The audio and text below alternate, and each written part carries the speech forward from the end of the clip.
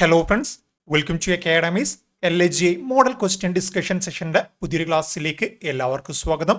നമ്മളപ്പോൾ new year exam എന്ന സീരീസുമായിട്ട് ബന്ധപ്പെട്ട് ഓൾറെഡി 3 ക്ലാസ്സുകൾ കംപ്ലീറ്റ് ചെയ്യണം അല്ലേ. എന്തൊക്കെ കാര്യങ്ങളായിരുന്നു നമ്മൾ പറഞ്ഞത്? എക്കണോമിക്സുമായിട്ട് ബന്ധപ്പെട്ട കാര്യങ്ങൾ, concepts of grass roots level ഡെവലപ്മെന്റുമായിട്ട് ബന്ധപ്പെട്ട കാര്യങ്ങളും, അതുപോലെ തന്നെ ഇ ഗവേൺസ് അല്ലേ. ഈ 3 കാര്യങ്ങൾ ഓൾറെഡി നമ്മൾ ചർച്ച ചെയ്തിട്ടുണ്ട്. ഇനി നമുക്ക് ഒരു ഭാഗം കൂടിയാണ് ചർച്ച ചെയ്യാനുള്ളത്. എന്താണത്? അർബൻ ഗവേൺസ് ആണല്ലേ. സോ അർബൻ ഗവേൺസുമായിട്ട് ബന്ധപ്പെട്ട എക്സാം പോയിന്റ് ഓഫ് വ്യൂ നമ്മൾ അറിഞ്ഞിരിക്കേണ്ട വളരെ പ്രധാനപ്പെട്ട ചോദ്യങ്ങളും അതുമായിട്ട് ബന്ധപ്പെട്ട കാര്യങ്ങളുമായിട്ട് നമുക്ക് ആദ്യത്തെ ഫാക്ടിലേക്ക് പോവാം. സോ എന്താണ് ആദ്യത്തെ ചോദ്യം? Urbanization generally defined as the shift from a dash society to an dash society. എന്താണ് അർബനൈസേഷൻ എന്ന് പറയുന്നതിന്റെ ഡെഫിനിഷൻ എന്ന് വളരെ സിമ്പിളായിട്ട് നമ്മളോട് ചോദ്യം വന്നു. ഓക്കെ, എന്താണ് അർബനൈസേഷൻ അല്ലെങ്കിൽ നഗരവൽക്കരണം എന്ന് വളരെ സിമ്പിളായിട്ട് നമ്മളോട് ചോദ്യം വന്നിട്ടുണ്ട്. ചോദ്യം എന്താണ്? ഷിഫ്റ്റ് ഫ്രം ഡാഷ് സൊസൈറ്റി, ഏതോ ഒരു സൊസൈറ്റിയിൽ നിന്നും മറ്റേതോ ഒരു സൊസൈറ്റിയിലേക്കുള്ള ഷിഫ്റ്റ് അല്ലേ. സോ എന്തൊക്കെയാണ് ഓപ്ഷനിലുള്ളത്? അർബൻ റൂറൽ, അതായത് അർബൻ സൊസൈറ്റിയിൽ നിന്ന് റൂറൽ സൊസൈറ്റിയിലേക്കുള്ള ഷിഫ്റ്റ് ആണോ, അല്ലെങ്കിൽ റൂറൽ സൊസൈറ്റിയിൽ നിന്ന് റൂറൽ സൊസൈറ്റിയിലേക്ക് തന്നെയുള്ള ഷിഫ്റ്റ് ആണോ, അല്ലെങ്കിൽ റൂറൽ സൊസൈറ്റിയിൽ നിന്നും അർബൻ സൊസൈറ്റിയിലേക്കുള്ള ഷിഫ്റ്റ് ആണോ, അല്ലെങ്കിൽ അർബൻ സൊസൈറ്റിയിൽ നിന്ന് അർബൻ സൊസൈറ്റിയിലേക്കുള്ള ഷിഫ്റ്റ് ആണോ? എന്താണ് നഗരവൽക്കരണം എന്ന് പറയുന്നത്? നമുക്കറിയാം, നമ്മൾ ക്ലാസ്സിൽ പഠിച്ചിട്ടുണ്ട് നഗരവൽക്കരണം എന്ന് പറയുമെന്നാണ് ഒരു പ്രദേശത്തെ നമ്മൾ നഗരമാക്കിയിട്ട് മാറ്റിക്കൊണ്ടുവരുന്നു. നഗരമായിട്ട് ബന്ധപ്പെട്ട ഫീച്ചേഴ്സ്, തൊഴിലായി കഴിഞ്ഞാലും സാക്ഷരതയായാലും ജോലി ഘടനയായാലും എല്ലാ കാര്യങ്ങളിലും മാറ്റങ്ങൾ കൊണ്ടുവരുന്നു അല്ലേ. സോ റൂറൽ പ്രദേശത്തെ എന്താണ് മെല്ലെ മെല്ലെ മാറ്റങ്ങൾ കൊണ്ടുവരുന്നത് നമ്മളെന്താണ് അർബൻ പ്രദേശമാക്കി മാറ്റിക്കൊണ്ടുവരുന്ന ആ ഒരു പ്രക്രിയയാണ് നമ്മൾ അർബനൈസേഷൻ എന്ന പേരിൽ വിളിക്കുന്നതൊക്കെ. ആദ്യ കാലഘട്ടങ്ങളിൽ നമ്മുടെ ഇന്ത്യയിലൊക്കെ എന്താണ് കൂടുതൽ പ്രദേശങ്ങൾ, ഏതാണ്ട് നമ്മളതിൻ്റെ ഗ്രാഫും കാര്യങ്ങളൊക്കെ നോക്കിയിട്ടുണ്ടല്ലേ. 87% പ്രദേശങ്ങളും എന്താണ് അർബൻ ഏരിയാസ് ആണല്ലേ. ആ 87 എന്ന് പറയുന്നത് വളരെ കുറഞ്ഞ് അവസാനം എന്താണ് ഏതാണ്ട് 47% മാറിയിട്ടുണ്ട്. സോ അവിടെ എന്താണ് 87% ഉണ്ടായിരുന്ന റൂറൽ ഏരിയാസിന് സംഭവിച്ചത്? അർബനൈസേഷൻ എന്ന് പറയുന്ന പ്രോസസ്സിലൂടെ അത് അർബൻ ഏരിയാസ് ആയിട്ട് മാറി അല്ലേ. So urbanization can be consider as a subset of development. വികസനത്തിന്റെ ഒരു സബ്സെറ്റ് എന്ന രീതിയിൽ നമുക്ക് അർബനൈസേഷന് ഡിഫൈൻ ചെയ്യാൻ വേണ്ടി സാധിക്കും അല്ലേ. Urbanization can be consider as a subset of development. It is generally defined as a shift from rural society to an urban society. ഒരു റൂറൽ സൊസൈറ്റി അല്ലെങ്കിൽ റൂറൽ അല്ലെങ്കിൽ നമുക്ക് മലയാളത്തിൽ എങ്ങനെ പറയാം? ഗ്രാമീണ പ്രദേശം അല്ലേ. ഗ്രാമീണ പ്രദേശത്ത് നിന്ന് നഗരപ്രദേശത്തിലേക്കുള്ള ആ ഒരു മാറ്റത്തെയാണ് നമ്മൾ എന്ത് പേരിൽ വിളിക്കുന്നത്? Urbanization. Shift from a rural society to an urban society. So നമുക്ക് ഈ ഒരു റൂറൽ അതുപോലെ അർബൻ ഇതായിരുന്നു നമ്മളോട് കാണാൻ വേണ്ടി പറഞ്ഞല്ലേ. സോ റൂറൽ ടു അർബൻ ആണ്, which is depicted as an increase in the number of people in urban areas during a particular period which is naturally evolved or acquired. അതായത് ഒരു പ്രദേശം റൂറൽ ആയിരുന്ന പ്രദേശം അല്ലെങ്കിൽ ഗ്രാമപ്രദേശം എന്താണ് മെല്ലെ മെല്ലെ നാച്ചുറലി ഇവോൾവ് ചെയ്തിട്ട് അതെന്താണ് ഒരു നഗരപ്രദേശമായിട്ട് മാറുന്നു അല്ലേ. നഗരപ്രദേശം എന്ന് പറയുമ്പോൾ എന്താണ് അവിടെ ഒരുപാട് മാറ്റങ്ങൾ. ഗ്രാമപ്രദേശങ്ങളിൽ ഏറ്റവും കൂടുതൽ തൊഴിൽ ഘടന എന്ന് പറയുന്ന കാർഷിക മേഖല അല്ലെങ്കിൽ അതുമായിട്ട് ബന്ധപ്പെട്ട മേഖലയാണെങ്കിൽ നഗരങ്ങളിലേക്ക് ഒരു മറ്റു രീതിയിലുള്ള സെക്കൻഡറി ടെറിഷറി സെക്ടേഴ്സ് കടന്നു വരും അല്ലേ. അതുപോലെ തന്നെ വീടുകളായി കഴിഞ്ഞാലും അവിടെയുള്ള സാംസ്കാരികപരമായിട്ടുള്ള കാര്യങ്ങളും എല്ലാത്തിലും ഒരുപാട് മാറ്റങ്ങൾ വരുന്നുണ്ട്. It is consider as an outcome of socio economic and political development that lead to urban concentration and the growth of large cities, change in land use and transformation from rural to metropolitan pattern and of organization and governance. ഇതൊക്കെ നമ്മൾ വളരെ detail ആയിട്ട് പറഞ്ഞിട്ടുണ്ടായിരുന്നു. Urbanisation എന്ന് പറഞ്ഞൊരു irreversible process ആയിട്ട് നമുക്ക് പറയാം അല്ലേ. ഒരു ഗ്രാമപ്രദേശം എന്താണ് ഒരിക്കലും അർബനായിട്ട് മാറിക്കഴിഞ്ഞാൽ അതൊരു ഇറിവേഴ്സിബിൾ പ്രോസസ്സാണ്. തിരിച്ചെന്താണ് ഗ്രാമപ്രദേശമായിട്ട് മാറാനുള്ള സാധ്യത വളരെ കുറവാണല്ലേ. സോ അത്തരത്തിൽ നമുക്ക് പറയാൻ വേണ്ടി സാധിക്കും. നെക്സ്റ്റ് ചോദ്യം എന്താണ്? The settlement those in which large number of house are built very close to each other is called. അതായത് നമ്മൾ ഡിഫറെൻറ്റ് സെറ്റിൽമെന്റ് കേട്ടിട്ടുണ്ട് അല്ലേ. അർബൻ സെറ്റിൽമെന്റ് അതുപോലെ തന്നെ റൂറൽ സെറ്റിൽമെന്റ് എന്ന രീതിയിലൊക്കെ കേട്ടിട്ടുണ്ട്. അതിൽ തന്നെ എന്താണ്? അതിൽ തന്നെ ഡിഫറെൻറ്റ് കാറ്റഗറീസ് വരുന്നുണ്ട് അല്ലേ. സോ ആ പറഞ്ഞ കാറ്റഗറീസിൽ വീടുകൾ വളരെ അടുത്തായിട്ട് സ്ഥിതി ചെയ്യുകയാണ്. നമ്മൾ ചേരികളൊക്കെ കണ്ടില്ല, അത്തരത്തിൽ വളരെ അടുത്തായിട്ട് വീടുകൾ സ്ഥിതി ചെയ്യുകയാണെങ്കിൽ, houses large number of houses built very close to each other ആണെങ്കിൽ അത്തരത്തിലുള്ള സെറ്റിൽമെന്റ് നമ്മൾ വിളിക്കുന്ന പേരെന്തെന്നാണ് ചോദിച്ചത്. ന്യൂക്ലിയേറ്റഡ് സെറ്റിൽമെന്റ് ആണോ, ഡിസ്പേഴ്സ്ഡ് സെറ്റിൽമെന്റ് ആണോ, സർക്കുലർ റൂറൽ സെറ്റിൽമെന്റ് ആണോ, അല്ലെങ്കിൽ ഈ പറഞ്ഞതിൽ ഒന്നുമല്ലേ? സോ ഓപ്ഷൻ തന്നെ നമുക്ക് വായിച്ച് ഏതാണ് മനസ്സിലാക്കാൻ വേണ്ടി സാധിക്കും അല്ലേ. ഡിസ്പേഴ്സ്ഡ് എന്ന് പറയുമ്പോൾ എന്താണ്? ഡിസ്പേഴ്സ്ഡ് എന്ന് പറയുമ്പോൾ അകലങ്ങളിലാണ് അല്ലെങ്കിൽ ദൂരെയായിട്ടാണ്, ഒരു പിരിച്ചുവിട്ട രീതിയിൽ ഒന്നും അടുത്തടുത്തില്ല എന്നാണ് അർത്ഥം വരുന്നത്. സർക്കുലർ സെറ്റിൽമെന്റ് എന്ന് പറയുമ്പോൾ എന്താണ് അടുത്തടുത്ത് കാര്യങ്ങൾ വരുന്നില്ല. പിന്നെന്താണ് ന്യൂക്ലിയേറ്റഡ് സെറ്റിൽമെന്റ്. നമ്മൾ ന്യൂക്ലിയസ് ഒക്കെ പറയുമ്പോൾ എന്താണ് പല ആ ഒരു ബോണ്ടിങ് കാര്യങ്ങളൊക്കെ എന്താണ് വളരെ അടുത്തടുത്താണ് കിടക്കുന്നത് അല്ലേ. സോ ഇത്തരത്തിൽ വളരെ അടുത്തടുത്ത് എന്താണ് വീടുകൾ നിർമ്മിച്ചു കഴിഞ്ഞാൽ അത്തരത്തിലുള്ള സെറ്റിൽമെന്റ് മലയാളം അറിയാമെന്ന് നമ്മൾ ക്ലാസ്സിലും പറഞ്ഞിട്ടുണ്ട്. വാസസ്ഥലമാണ് അല്ലേ, വാസസ്ഥലമാണ്. സോ ഇത്തരത്തിൽ ന്യൂക്ലിയേറ്റഡ് സെറ്റിൽമെന്റ്സിലാണ് നമുക്ക് എന്താണ് ഒരുപാട് വീടുകൾ വളരെ അടുത്തായിട്ട് സ്ഥിതി ചെയ്യുന്നതായിട്ട് കാണാൻ വേണ്ടി സാധിക്കുന്നത്. അതിന്റെ ഡെഫിനിഷനും കാര്യങ്ങളും നമുക്ക് നോക്കാനുണ്ട്. കോമ്പാക്റ്റഡ് അല്ലെങ്കിൽ ന്യൂക്ലിയേറ്റഡ് സെറ്റിൽമെന്റ്, മറ്റൊരു പേരിലും വിളിക്കാം. ഓപ്ഷനിൽ ന്യൂക്ലിയേറ്റഡ് എന്ന് തന്നെ തരണം നിർബന്ധമില്ല. കോമ്പാക്റ്റ് സെറ്റിൽമെന്റ് എന്ന് പറഞ്ഞാലും എന്താണ് ന്യൂക്ലിയേറ്റഡ് ആണെന്ന് നമുക്ക് മനസ്സിലാക്കാൻ വേണ്ടി സാധിക്കണം. These settlements are those in which large number of houses are built very close to each other. ഒരുപാട് വീടുകൾ എന്താണ് വളരെ അടുത്തടുത്തായിട്ട് പണി കഴിപ്പിച്ചിട്ടുണ്ടല്ലേ. സോ നമ്മുടെ സ്ലംസും കാര്യങ്ങളൊക്കെ ഒന്ന് എടുത്താൽ മതി. ഓക്കെ, ഇതുപോലെ എന്താണ് വീടുകൾ ഇങ്ങനെ അടുത്തടുത്തായിട്ട് ഒരു വീടും മറ്റൊരു വീടും തമ്മിലുള്ള ഡിഫറൻസ് വളരെ വളരെ കുറവായിരിക്കുമല്ലോ. നമുക്ക് ചേരികൾ അല്ലെങ്കിൽ പ്രത്യേകിച്ച് ഈ ഒരു ചേരികളൊക്കെ എവിടെയാണ് ഗ്രാമമല്ല നഗരപ്രദേശങ്ങളാണ് കാണാൻ വേണ്ടി സാധിക്കല്ലേ. സോ ഇത്തരത്തിലുള്ള സെറ്റിൽമെന്റിനെ അല്ലെങ്കിൽ വാസസ്ഥലങ്ങളെ നമ്മൾ എന്തു പേരിൽ വിളിക്കും? കോമ്പാക്ട് അല്ലെങ്കിൽ ന്യൂക്ലിയേറ്റഡ് സെറ്റിൽമെന്റ് എന്ന് വിളിക്കും. Such settlements develop along river valleys and in fertile plains. Communities are likely closely knit and share common occupation. പലപ്പോഴും നമ്മൾ കണ്ടുവരുന്ന കാര്യമാണല്ലേ. ഇത്തരത്തിൽ അടുത്തടുത്ത് കിടക്കുന്ന വാസസ്ഥലങ്ങളിൽ ജീവിക്കുന്ന ആളുകൾ ഒരു കോമൺ ആയിട്ടുള്ള പ്രദേശത്തായിരിക്കും ജോലി ചെയ്യുന്നത്. ഫോർ എക്സാമ്പിൾ, ഇവിടെ ഒരു ഫാക്ടറി ഉണ്ടെന്ന് വിചാരിക്കാം. എന്തെങ്കിലും രീതിയിലൊരു ഫാക്ടറിയാണ്. ഇവിടെ ഒരു എക്സ് എന്ന് പറയുന്ന ഫാക്ടറി ഉണ്ട്. ആ ഫാക്ടറിയിൽ എന്തോ കാര്യമായിക്കോട്ടെ, ഇപ്പം ടയറാണെന്ന് വിചാരിക്കുക. ടയറാണ് നിർമ്മിക്കുന്നതെങ്കിൽ ഈ ടയർ ഫാക്ടറിയിൽ ഒരു 10,000 പേര് ജോലി ചെയ്യുന്നുണ്ട്. ഓക്കെ, 10,000 പേര് ജോലി ചെയ്യുന്നുണ്ട്. അതിലെന്താണ് 10,000 പേരിൽ ഒരു 5,000 പേര് വളരെ പാവപ്പെട്ട ആളുകളാണ്. 5,000 പേര് വളരെ പാവപ്പെട്ട ആളുകളാണ്. സോ അവരെന്ത് ചെയ്യും? അവർക്ക് ചിലപ്പം വീട് വാങ്ങാനുള്ള പൈസ ഉണ്ടാവില്ല, വാടക കൊടുക്കാനുള്ള പൈസ അവർക്ക് തികയുന്നുണ്ടാവില്ല. അതുപോലെ തന്നെ പോയി വരിക, യാത്ര ചെയ്യുക, അതൊക്കെ ബുദ്ധിമുട്ടായിരിക്കും അല്ലേ. സോ അവരെന്ത് ചെയ്യും? ഈ ഒരു ഫാക്ടറിയുമായിട്ട് ബന്ധപ്പെട്ട് ഏതാണ്ട് ഒരു 1 കിലോമീറ്റർ അല്ലെങ്കിൽ അതിന് താഴെ വരുന്ന ഒരു ചുറ്റളവിൽ അവരെന്താണ് ഒരുപാട് പേര് ഇവിടെയുള്ള 5,000 ജോലിക്കാർ ഒന്നിച്ച് താമസിക്കാൻ വേണ്ടി തുടങ്ങും അല്ലേ. സോ അങ്ങനെ ഒന്നിച്ച് താമസിക്കുമ്പോൾ എന്താണ് വളരെ അടുത്തടുത്തായിട്ട് അവർ താമസിക്കും. സോ അതിനെ നമ്മൾ കോമ്പാക്ട് അല്ലെങ്കിൽ ന്യൂക്ലിയേറ്റഡ് സെറ്റിൽമെന്റ് എന്ന് പറയും അല്ലേ.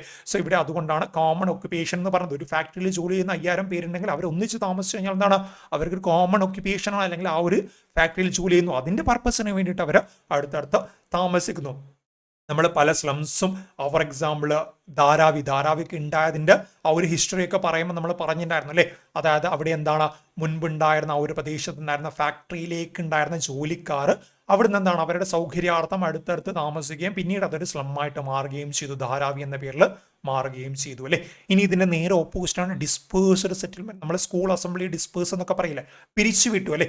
സോ അതെന്താണ് ഓരോന്നും അടുത്തടുത്തല്ല ദൂരെയാണ്. ഒരു വീട് എവിടെയാണെങ്കിൽ ചിലപ്പോൾ എന്താണ് 2 മീറ്റർ ഒക്കെ കഴിഞ്ഞിട്ടായിരിക്കും അടുത്ത വീടുണ്ടാകും. 2 മീറ്ററിൽ അതിന് മേലെ ഉണ്ടാവും. നമ്മുടെ മുനിസിപ്പാലിറ്റി പ്രദേശങ്ങളൊക്കെ നമുക്കറിയാം ഇത്ര ഡിസ്റ്റൻസ് വേണം. ഓക്കെ, ഇങ്ങനെ വീടുകൾ വിട്ട് നിൽക്കുകയാണെങ്കിൽ അതിനെ നമ്മൾ ഡിസ്പേഴ്സ്ഡ് സെറ്റിൽമെന്റ് എന്ന് പറയും.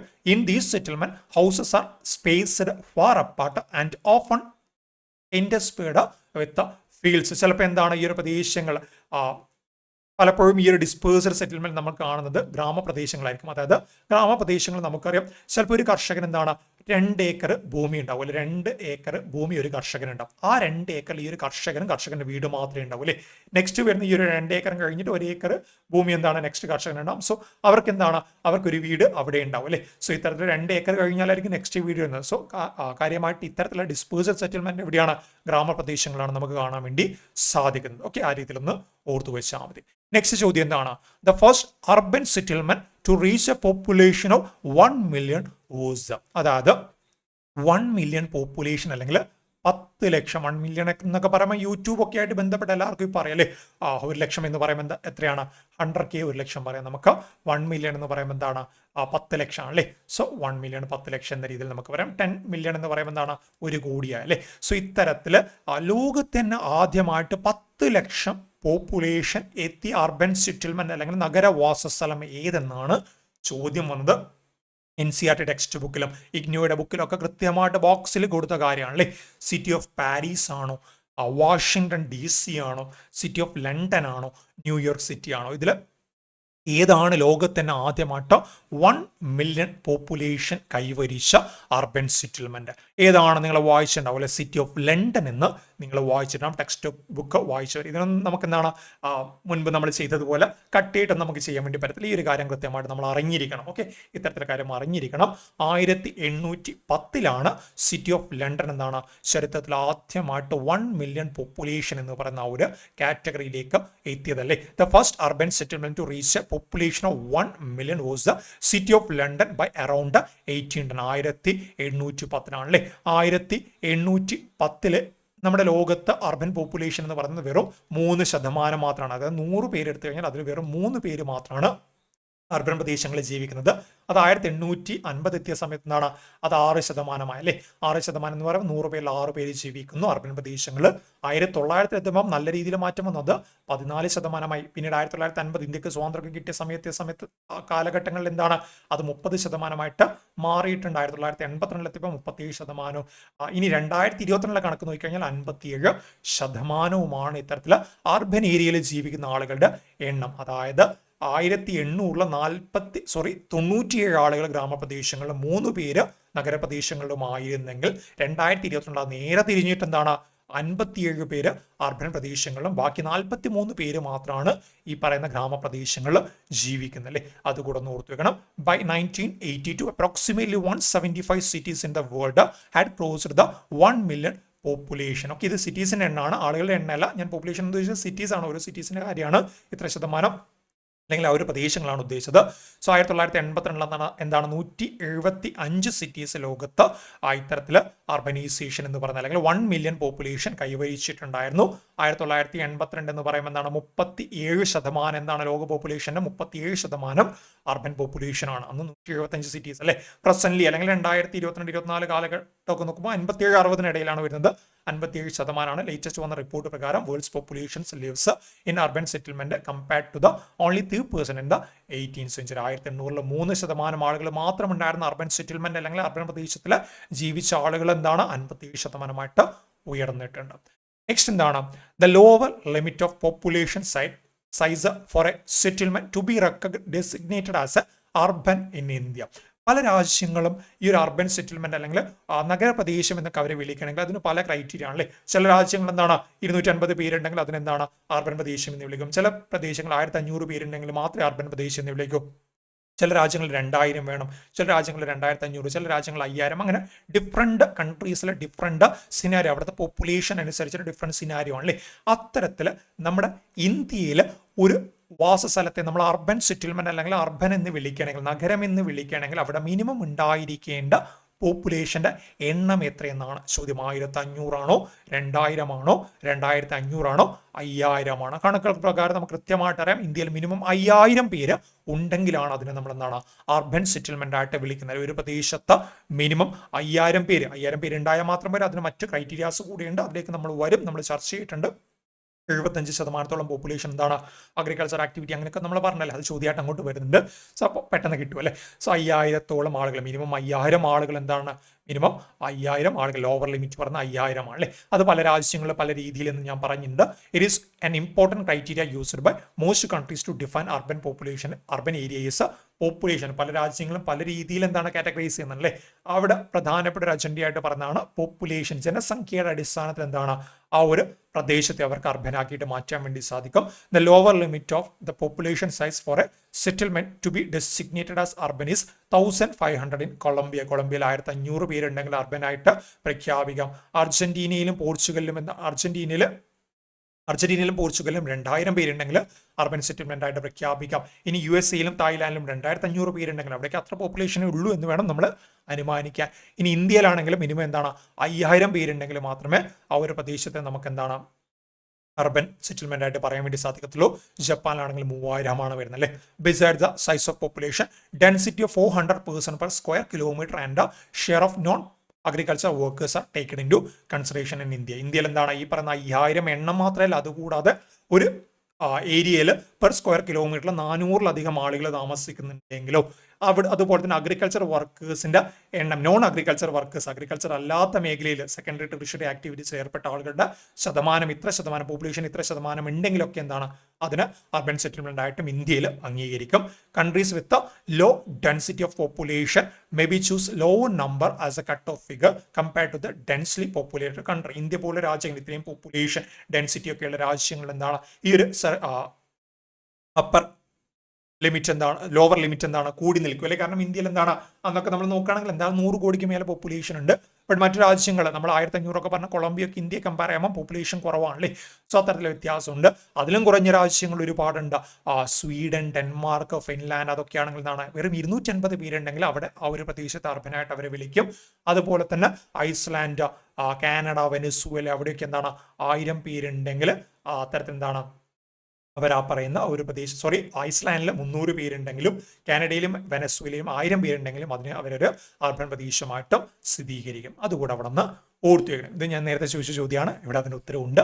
In India a settlement is called urban if more than % of its economically protective population is engaged in non agriculture pursuits. അതായത് നമ്മൾ പറഞ്ഞു 5000 പേര്, ഇന്ത്യയിൽ 5000 പേര് എന്താണ് മിനിമം ഉണ്ടെങ്കിലോ അല്ലെങ്കിൽ പെർ സ്ക്വയർ കിലോമീറ്ററിൽ 400 പേര് താമസിക്കുന്നുണ്ടെങ്കിലോ അതുപോലെ നോൺ അഗ്രികൾച്ചർ ഇത്ര ശതമാനം ജോലി ചെയ്യുന്നുണ്ടെങ്കിലോ ആ ഒരു പ്രദേശത്ത് അർബനായിട്ട് വിളിക്കാം അല്ലേ. സോ ഈ പറഞ്ഞ ശതമാനം എത്ര എന്നാണ് ചോദിച്ചത്. ഞാൻ നേരത്തെ ഓൾറെഡി പറഞ്ഞു പോയിട്ടുണ്ട്. നിങ്ങളോട് എത്രയാണ്?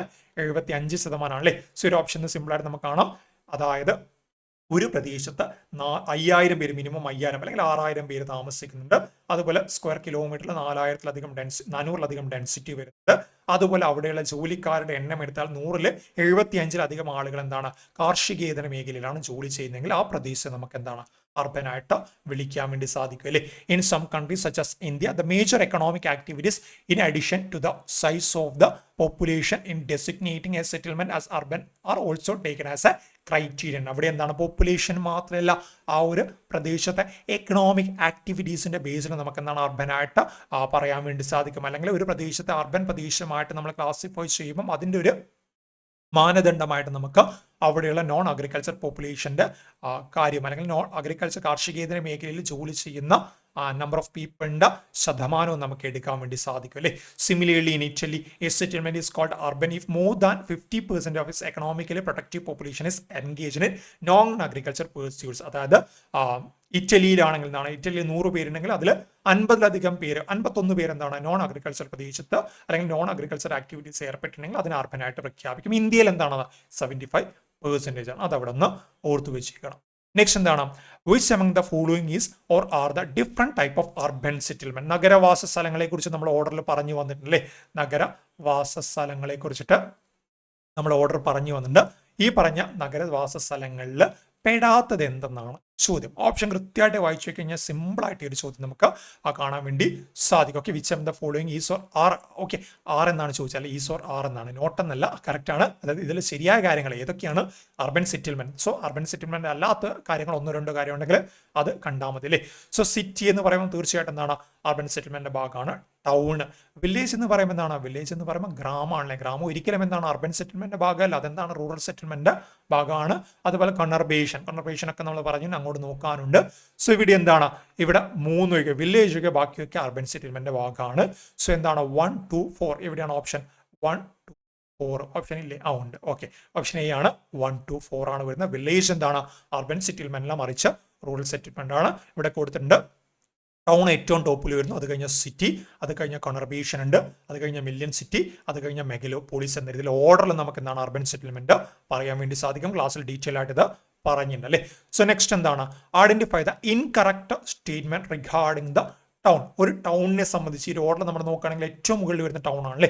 ഒരു ടൗണിനെ സംബന്ധിച്ച് തെറ്റായ പരാമർശം താഴെ പറഞ്ഞാൽ ഏതെന്നാണ് ഇൻകറക്റ്റ്. ആദ്യം നമ്മൾ എന്ത് പറഞ്ഞു, ക്വസ്റ്റ്യൻ പേപ്പർ കിട്ടിയ ഉടനെ ഇങ്ങനെ കറക്റ്റ് ഇൻകറക്റ്റ് എന്ന് കാണുമ്പോൾ ആദ്യം അതവിടെ മാർക്ക് ചെയ്തേക്കാം.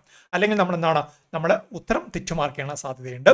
The concept of town can be best B understood with reference of two village. ഒരു ടൗൺ എന്താണ് നമുക്ക് വില്ലേജിന്റെ അടിസ്ഥാനത്തിൽ, ഇത് ഒരിക്കലും ടൗൺ വില്ലേജ് ആണെന്ന രീതിയിലല്ല, ഒരു ഗ്രാമപ്രദേശത്ത് വില്ലേജ് എങ്ങനെയാണോ സ്ഥിതി ചെയ്യുന്നത് അല്ലെങ്കിൽ വില്ലേജിന്റെ ഫംഗ്ഷൻ എന്താണ് അതിന്റെ അടിസ്ഥാന ഘടകമായിട്ട് എങ്ങനെ വില്ലേജ് വരുന്നു അതേ കാര്യം തന്നെയാണ് ഒരു അർബൻ ഏരിയയിൽ ടൗൺ എന്നും പറയുന്നത് അല്ലേ. സോ അതെന്താണ് കറക്റ്റ് ആയിട്ട് നമുക്ക് പറയാൻ വേണ്ടി സാധിക്കും.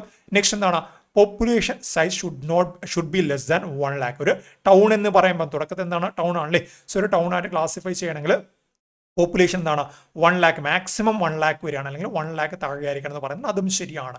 നെക്സ്റ്റ് എന്താണ് when the population crosses the 1 million mark it is designated as a city. അതായത് പോപ്പുലേഷൻ 1 മില്യൺ 10 ലക്ഷത്തിലധികം പോയി കഴിഞ്ഞാൽ അത് സിറ്റി ആയിട്ട് ക്ലാസിഫൈ ചെയ്യും. ഇതിൽ നമുക്കൊരു ഡൗട്ട് ഉണ്ട് അല്ലേ. നെക്സ്റ്റ് എന്താണ് city may be regard as a leading town. ഒരു സിറ്റി എന്താണ് നമ്മൾ ലീഡിംഗ് ടൗൺ ആയിട്ടും പറയുന്നുണ്ടെന്ന് പറഞ്ഞിട്ടുണ്ട്. സോ ഇതിൽ തെറ്റായുള്ള കാര്യം എന്താണ്? തെറ്റായുള്ള ഒരു കാര്യം മാത്രമേ ഉള്ളൂ. അവിടെ എന്താണ് when the population crosses the 1 million mark it is designated as town. അവിടെ എന്താണ് ടൗൺ എന്ന രീതിയിലല്ല നമ്മൾ ഡെസിഗ്നേറ്റ് ചെയ്യുന്നത്. പിന്നെന്താണ് പോപ്പുലേഷൻ സൈസ് 1 മില്യണിലധികം വരുന്ന സമയത്ത് അതിന് നമ്മൾ മില്യൺ സിറ്റി എന്ന രീതിയിലാണ് വിളിക്കുന്നത്. നമുക്ക് ഇവിടെ എന്താണ് കൊടുത്തത്? ഇവിടെ ടൗൺ എന്നാണ് അല്ലേ. മറിച്ച് ഇവിടെ എന്താണ്? ഇവിടെ നമുക്ക് മില്യൺ സിറ്റി എന്ന രീതിയിൽ വിളിക്കേണ്ടതായിട്ടുണ്ട് അല്ലേ. City, town, city, conurbation, million city ആ രീതിയിലാണ് ക്ലാസിഫിക്കേഷൻ വരുന്നത്. സോ ഇവിടെ എന്താണ് the concept of town can be best understood with reference of village. എങ്ങനെയാണോ റൂറൽ സെറ്റിൽമെന്റിൽ വില്ലേജ് വരുന്നത് അതുപോലെയാണ് അർബൻ സെറ്റിൽമെന്റിൽ ടൗൺ വരുന്നത്. Population size is not only the criterion. അവിടെ എന്താണ് പോപ്പുലേഷൻ സൈസും വരുന്നുണ്ട്. ലെസ് ദാൻ 1 lakh ആയിരിക്കും ഈ ഒരു ടൗണുമായിട്ട് ബന്ധപ്പെട്ട പോപ്പുലേഷൻ സൈസ് എന്ന് പറഞ്ഞാൽ അതും കറക്റ്റ് ആണല്ലേ. A city may be regard as a leading town which has outstripped its local or region rivals. അതായത് പോപ്പുലേഷൻ 1 to 10 lakh ആണെങ്കിൽ അതിനെ നമുക്ക് എന്താണ് ഒരു ലീഡിംഗ് ടൗൺ എന്ന രീതിയിൽ വിളിക്കാം അല്ലേ. അത്തരത്തിൽ ആ ഒരു കാര്യം ഒന്ന് ഓർത്ത് വെക്കണം. അതും നമ്മൾ പറഞ്ഞു വെൻ ദ പോപ്പുലേഷൻ ക്രോസസ് അതിനെന്താണ് 1 million it is regard as town എന്ന രീതിയിൽ. അവിടെ എന്താണ് അതിനെ നമ്മൾ എന്താണ് മില്യൺ സിറ്റി എന്ന രീതിയിലാണ് വിളിക്കുന്നത്. When the population crosses 1 million mark designated as million city. അത് അവിടെ നിന്ന് ഓർത്തു വെച്ചാൽ മതി. ഓക്കെ, നെക്സ്റ്റ് എന്താണ് world health organisation suggest that among other things healthy city must have. അതായത് WHO ഡെഫിനിഷൻ പ്രകാരം ഒരു ഹെൽത്തി സിറ്റി, നഗരങ്ങളിൽ തന്നെ ഒരു സിറ്റി ഹെൽത്തി സിറ്റി എന്ന് WHO ഡിഫൈൻ ചെയ്യണമെങ്കിൽ താഴെ പറഞ്ഞ എന്തൊക്കെ ക്രൈറ്റീരിയാസ് ആ ഒരു സിറ്റി ഫോളോ ചെയ്തിരിക്കണം എന്നാണ് നമ്മളോട് കണ്ടുപിടിക്കാൻ വേണ്ടി പറയുന്നത്. സോ എന്തൊക്കെയാണ് ഓപ്ഷനിലുള്ളത്? A clean and safe environment. ആദ്യം എന്താണ് ആ ഒരു പ്രദേശത്ത് പരിസ്ഥിതി എന്ന് പറഞ്ഞാൽ ക്ലീനുമായിരിക്കണം, സേഫുമായിരിക്കണം. പ്രത്യേകിച്ച് പറഞ്ഞാൽ പൊല്യൂഷൻ പോലെയുള്ള പ്രശ്നങ്ങൾ അവിടെ ഉണ്ടായിരിക്കാൻ വേണ്ടി പാടില്ല. നമുക്ക് വായിക്കുമ്പോൾ ലോജിക്കലി എന്താണ് ഈ ഒരു കാര്യം പറയാൻ വേണ്ടി സാധിക്കില്ല. ലോജിക്കലി മാത്രമല്ല നമുക്ക് ഈ കാര്യം അറിയാമെങ്കിൽ മാത്രമേ പറയാൻ വേണ്ടി പറ്റത്തില്ല. കാരണം WHO ഡെഫിനിഷൻസ് കൃത്യമായിട്ട് നമുക്ക് അറിയണം. അവർ പല രീതിയിൽ ഡിഫൈൻ ചെയ്ത് വയ്ക്കാം. സോ ഒരു ഹെൽത്തി സിറ്റി അവരെങ്ങനെയാണ് ഡിഫൈൻ ചെയ്തത്? A clean and safe environment ആയിരിക്കണം എന്ന് പറയുന്നല്ലേ. നെക്സ്റ്റ് എന്താണ് meets the basic needs of all its inhabitants. അവിടെ ജീവിക്കുന്ന എല്ലാവരുടെയും അടിസ്ഥാന സൗകര്യങ്ങൾ എന്താണ്? അടിസ്ഥാന സൗകര്യങ്ങൾ മീറ്റ് ചെയ്യാൻ വേണ്ടിയിട്ട് ആ സിറ്റിക്ക് സാധിക്കുന്നുണ്ടെങ്കിൽ ഇതൊരു സിറ്റിയുടെ ഡെഫിനിഷൻ അല്ല. ഒരിക്കലും എന്താണ് സിറ്റിയുടെ ഡെഫിനിഷൻ ആണെന്ന് തെറ്റിദ്ധരിക്കരുത്. മറിച്ച് എന്താണ് ഹെൽത്തി സിറ്റിയുടെ ഡെഫിനിഷനാണ്. ഹെൽത്തി സിറ്റിയുടെ ഡെഫിനിഷനാണ്. സിറ്റിയുടെ ഡെഫിനിഷനല്ല, ഹെൽത്തി സിറ്റിയുടെ ഡെഫിനിഷനാണ്. സോ രണ്ടാമത്തെ എന്താണ് meats the basic needs of all it's inhabitants. അവിടെ ആരൊക്കെ ജീവിക്കുന്നുണ്ട് അവരുടെയൊക്കെ അടിസ്ഥാന സൗകര്യങ്ങൾ മീറ്റ് ചെയ്യാൻ വേണ്ടി സാധിക്കണം. അതിപ്പം ക്ലീൻ ഡ്രിങ്കിങ് വാട്ടർ ആയി കഴിഞ്ഞാൽ അല്ലെങ്കിൽ സാനിറ്റേഷൻ ആയാലും ഷെൽട്ടർ ആയാലും എഡ്യൂക്കേഷൻ ആയാലും അത്തരത്തിലുള്ള ബേസിക് നീഡ്സ് സാറ്റിസ്ഫൈ ചെയ്യാൻ വേണ്ടി സാധിക്കുന്നുണ്ടെങ്കിൽ മാത്രം അതിനെ ഹെൽത്തി സിറ്റി എന്ന് WHO വിളിക്കത്തുള്ളൂ. Involves the community in local government. അതായത് ആ ലോക്കൽ ഗവൺമെന്റ്, തദ്ദേശ ഗവൺമെന്റ്, ആ ഒരു സാധനങ്ങൾ, മുനിസിപ്പാലിറ്റി, അവിടെയൊക്കെ എന്താണ് കമ്മ്യൂണിറ്റി അല്ലെ, ആളുകൾ എന്താണ് ആളുകളുടെ കൂട്ടായ തീരുമാനങ്ങൾ അവിടെ വരണം എന്ന് പറയുന്നുണ്ട്. നെക്സ്റ്റ് എന്താണ് provides easily accessible health service. ആ ഒരു പ്രദേശത്ത് എന്താണ് ആരോഗ്യ സേവനങ്ങൾ എല്ലാവർക്കും ഒരുപോലെ അതുപോലെ വളരെ എളുപ്പത്തിൽ ലഭ്യമാവണം അല്ലേ. സോ നമ്മൾ വായിക്കുമ്പോൾ ഈ 4 കാര്യങ്ങൾ എന്താണ് WHO ക്രൈറ്റീരിയാസ് ആയിട്ട് പറയാൻ വേണ്ടി സാധിക്കും. ഒരു ഹെൽത്തി സിറ്റിയുടെ point of view WHO criterias ആയിട്ട് നമുക്ക് പറയാൻ വേണ്ടി സാധിക്കും അല്ലേ. സോ ഉത്തരം എന്ത് തന്നെയാണ്? 1, 2, 3, 4 തന്നെയാണ്. ഈ 4 കാര്യം എന്താണ് ഹെൽത്തി സിറ്റി എന്ന രീതിയിൽ WHO ഡിഫൈൻ ചെയ്യുന്ന കാര്യങ്ങളാണ്. അതൊന്ന് ഓർത്തു വെച്ചാൽ മതി. World health organisation suggest that among other things A healthy city must have. ഒരു ഹെൽത്തി സിറ്റിക്ക് എന്തൊക്കെ ഉണ്ടായിരിക്കണം? A clean and safe environment. ഒരു ക്ലീൻ അതുപോലെ സേഫ് ആയുള്ള എൻവയോൺമെന്റ്, പൊല്യൂഷൻ ഇല്ലാത്ത എൻവയോൺമെന്റ് അല്ലേ. അതുപോലെ എന്താണ് means the basic needs of all it's inhabitants. അതായത് അവിടെ ജീവിക്കുന്ന എല്ലാവരുടെയും എന്താണ് ബേസിക് നീഡ്സ്, അടിസ്ഥാന സൗകര്യങ്ങൾ മീറ്റ് ചെയ്യാൻ വേണ്ടി പറ്റണം. Involves the community in local government. പ്രാദേശിക ഗവൺമെന്റ് എന്താണ് അവരുടെ കൂട്ടായ വികസനം, കമ്മ്യൂണിറ്റി അല്ലെ, ആ ഒരു കമ്മ്യൂണിറ്റി അല്ലെങ്കിൽ അവരെന്താണ് ഒരു കൂട്ടായ രീതിയിലുള്ള തീരുമാനങ്ങൾ എടുത്ത് മുന്നോട്ട് പോകാൻ വേണ്ടി സാധിക്കണം.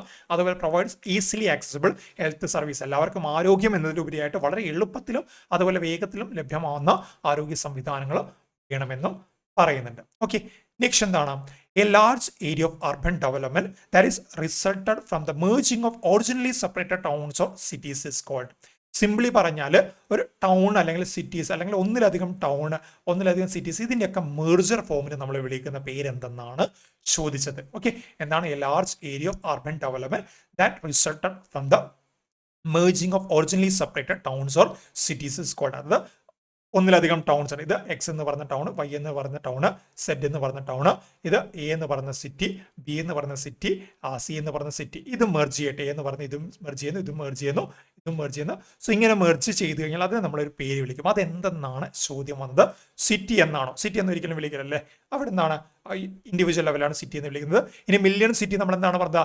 10 lakh പ്ലസ് പോപ്പുലേഷൻ ഉണ്ടെങ്കിൽ ആ ഒരു സിറ്റിയെ നമ്മൾ മില്യൺ സിറ്റി എന്ന് വിളിക്കും. അതുപോലെ തന്നെ മെഗലോപോളിസ് ആണോ അല്ലെങ്കിൽ കൊണർബേഷൻ ആണോ എന്ന് മാത്രമേ നമുക്ക് അറിയാനുള്ളൂ. ഉത്തരം എന്താണ്? കൊണർബേഷൻ ആണ്. ഓക്കെ, കൊണർബേഷനെയാണ് നമ്മൾ ഇത്തരത്തിൽ എന്താണ് ഒന്നിലധികം ടൗൺസ് അല്ലെങ്കിൽ സിറ്റീസിന്റെ മെർജർ ഏരിയ ആയിട്ട് നമ്മൾ പറയുന്നത്. The term conurbation refers to a continuous urban area formed by the growth and merging of multiple cities and towns, essentially creating one large urban area. ഈ പറയുന്ന മൾട്ടിപ്പിൾ സിറ്റീസും ടൗൺസും ചേർന്നിട്ട് ഒരു വളരെ വലിയൊരു അർബൻ റീജിയൻ ആയിട്ട് മാറിയാൽ അതിനെ നമ്മൾ കൊണർബേഷൻ എന്ന പേരിൽ വിളിക്കും അല്ലേ. ഈ കൊണർബേഷൻ എന്ന് പറയുന്ന ടേം ആദ്യമായിട്ട് കോയിൻ ചെയ്ത ആരാണെന്ന് ഒരു മാർക്കിൽ ചോദ്യം വരാം. പാട്രിക് ഗെഡിസ് ആണ്. ഓക്കെ, പാട്രിക് ഗെഡിസ് ആണ്. The term conurbation was coined by Patrick Geddes in 1915 and applied to a large area of urban development that resulted from the merging of originally separate towns or cities. So ഇത്തരത്തിൽ Patrick Geddes ആണ് കൊണർബേഷൻ എന്ന് പറഞ്ഞ term ആദ്യമായിട്ട് coin ചെയ്തത്. വർഷം ഏതാണ്? 1915 greater London, Manchester, Chicago, Tokyo, ഇതൊക്കെ എന്താണ്? ഇതൊക്കെ കൊണർബേഷന് എക്സാമ്പിൾസ് ആണെന്ന് നമുക്ക് പറയാൻ വേണ്ടി സാധിക്കും. ഓക്കെ ആണല്ലോ. നെക്സ്റ്റ് എന്താണ്? മാച്ച് ദ ഫോളോയിങ് ആണ്. സിറ്റി, ടൗൺ, മെഗലോപോളിസ്, മില്യൺ സിറ്റി, ഇതൊക്കെ നമ്മൾ നേരത്തെ പറഞ്ഞിട്ടില്ലേ. സോ ഇതിനെ മാച്ച് ചെയ്യാൻ വേണ്ടിയിട്ടാണ് പറയുന്നത്. ഇവിടെ നമുക്ക് എന്താണ് നമ്മൾ നേരത്തെ പഠിച്ച കാര്യങ്ങളിൽ ആ പഠിച്ച കാര്യങ്ങളൊന്ന് അപ്ലൈ ചെയ്ത് നോക്കിയേ. ഡി നമ്മൾ ഓർമ്മയുണ്ടല്ലേ. മില്യൺ സിറ്റി എന്ന് പറയുമ്പോൾ 10 lakhന് മേലെ പോപ്പുലേഷൻ വേണം അല്ലേ. 10 lakhന് മേലെ. സോ 3 ആണ്. ഡി 3 ആണെന്ന രീതിയിൽ നമുക്കൊരു ലോജിക്കലി ഓർത്തെടുക്കാം. മില്യൺ സിറ്റി എന്ന് പറയുമ്പോൾ 10 ലക്ഷത്തിന് മേലെ പോപ്പുലേഷൻ. So D3 ഏതൊക്കെയുണ്ട്? D3 ഫോർച്യൂനേറ്റ്ലി നമുക്ക് ഒരു ഓപ്ഷൻ മാത്രമേ D3 ഉള്ളൂ. ഓക്കെ, D3 ഫോർച്യൂനേറ്റ്ലി നമുക്ക് ഒരു ഓപ്ഷൻ മാത്രമേ ഉള്ളൂ. ഇനി ബാക്കിയുള്ള കാര്യങ്ങൾ നോക്കിയേ. ബാക്കിയുള്ള കാര്യങ്ങൾ എന്ന് പറയുമ്പോൾ എ എന്താണ്? എ എന്ന് പറയുമ്പോൾ സിറ്റി ആണല്ലേ. എ എന്ന് പറയുന്ന സമയത്ത് സിറ്റിയാണ് വരുന്നത്. സിറ്റി ആണെങ്കിൽ 1 to 10 lakh ആണ് പോപ്പുലേഷൻ. ഓക്കെ, ഇനി ബി എന്ന് പറയുമ്പോൾ എന്താണ്? ടൗൺ ആണ്. ബി എന്ന് പറയുമ്പോൾ ടൗൺ ആണ്. നമ്മൾ ഓൾറെഡി പറഞ്ഞു ടൗണിലാണ് സ്റ്റാർട്ടിങ് അല്ലേ. 1 lakh അപ് ടു 1 lakh ആണ് പോപ്പുലേഷൻ എങ്കിൽ നമുക്ക് ടൗൺ ആയിട്ട് പറയാൻ വേണ്ടി സാധിക്കും. ഇനി എന്താണ്? സി എന്ന് പറയുമ്പോൾ മെഗലോപോളിസ് ആണ്. മെഗലോപോളിസ് ആണ് ഏറ്റവും വലുത് വരുന്നത് അല്ലേ. മെഗലോപോളിസ് എന്ന് പറയുന്നതാണ് ഏറ്റവും വലുത്. അത് 1 കോടിയിൽ അധികമായിരിക്കും പോപ്പുലേഷൻ. സോ ഒന്ന് ഓർഡർ നോക്കുമ്പോൾ എ എന്ന് പറയുമ്പോൾ എന്താണ്? 2 ആണ്. ഓക്കെ, സിറ്റി എന്ന് പറയുന്ന സമയത്ത് പോപ്പുലേഷൻ 1 to 10 lakh ആണ്. ടൗൺ എന്ന് പറയുമ്പോൾ പോപ്പുലേഷൻ ലെസ് ദാൻ 1 lakh ആണ്. മെഗലോപോളിസ് എന്ന് പറയുമ്പോൾ ഏറ്റവും വലുതാണ്, 1 കോടിയിലെ മേലെയാണ്. മില്യൺ സിറ്റി എന്ന് പറയുമ്പോൾ മോർ ദാൻ 10 lakh ആണ്. ഇതാണ് ഓർഡർ വരുന്നത്. രീതിയിൽ ഒന്ന് പഠിച്ചാൽ മതി. ഓക്കെ, നെക്സ്റ്റ് എന്താണ്? As per 2011 census which is the least urbanised state in India. 2011 census പ്രകാരം എന്തിനാണ് ഇപ്പോഴും ചോദിക്കുന്നത് വെച്ചാൽ അൺഫോർച്ചുനേറ്റ്ലി 2022 നമുക്കൊരു സെൻസസ് ഇല്ല. 2024 സെൻസസിന്റെ പരിപാടി അവർ തുടങ്ങിയിട്ടുണ്ട് എന്ന് പറയുന്നുണ്ട്. അതിന്റെ അപ്ഡേറ്റ്സും കാര്യങ്ങളും നമുക്ക് കിട്ടിയിട്ടില്ല. സോ ആസ് പെർ 2011 സെൻസസ് നമുക്ക് ഇപ്പോഴും അന്നും ഇന്നും എന്നും നമുക്ക് പറയാൻ വേണ്ടി പറ്റത്തുള്ളൂ. ഇപ്പോഴും പല പരീക്ഷകൾക്കും വന്നുകൊണ്ടിരിക്കുന്നതും PSC അടക്കം വന്നുകൊണ്ടിരിക്കുന്നത് 2011 സെൻസസിനാണ്.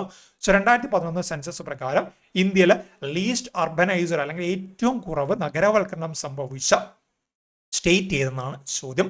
ഹിമാചൽ പ്രദേശ് ആണോ, ബീഹാർ ആണോ, അസം ആണോ, ഒഡീഷ ആണോ? ഏതാണ്? ഹിമാചൽ പ്രദേശ് ആണ് വരുന്നത് അല്ലേ. ഇതൊരു ഓർഡർ തന്നെയാണ് വരുന്നത്. ഈ ഒരു ഓർഡറിലാണ് വരുന്നത്. ഹിമാചൽ പ്രദേശ് ഏറ്റവും കുറവ്, അത് കഴിഞ്ഞ ബീഹാർ, അത് കഴിഞ്ഞ അസം, അത് കഴിഞ്ഞ ഒഡീഷ. ഇനി മോസ്റ്റ് അർബനൈസർ ആണ്, തിരിച്ച് മോസ്റ്റ് അർബനൈസർ ആണ് ചോദിക്കുന്നെങ്കിൽ അത് ഗോവയാണ്. ഗോവ കഴിഞ്ഞാൽ മിസോറാം, അത് കഴിഞ്ഞ തമിഴ്നാട്. ചിലപ്പം ഇങ്ങനെയും ചോദ്യം വരാം കേട്ടോ.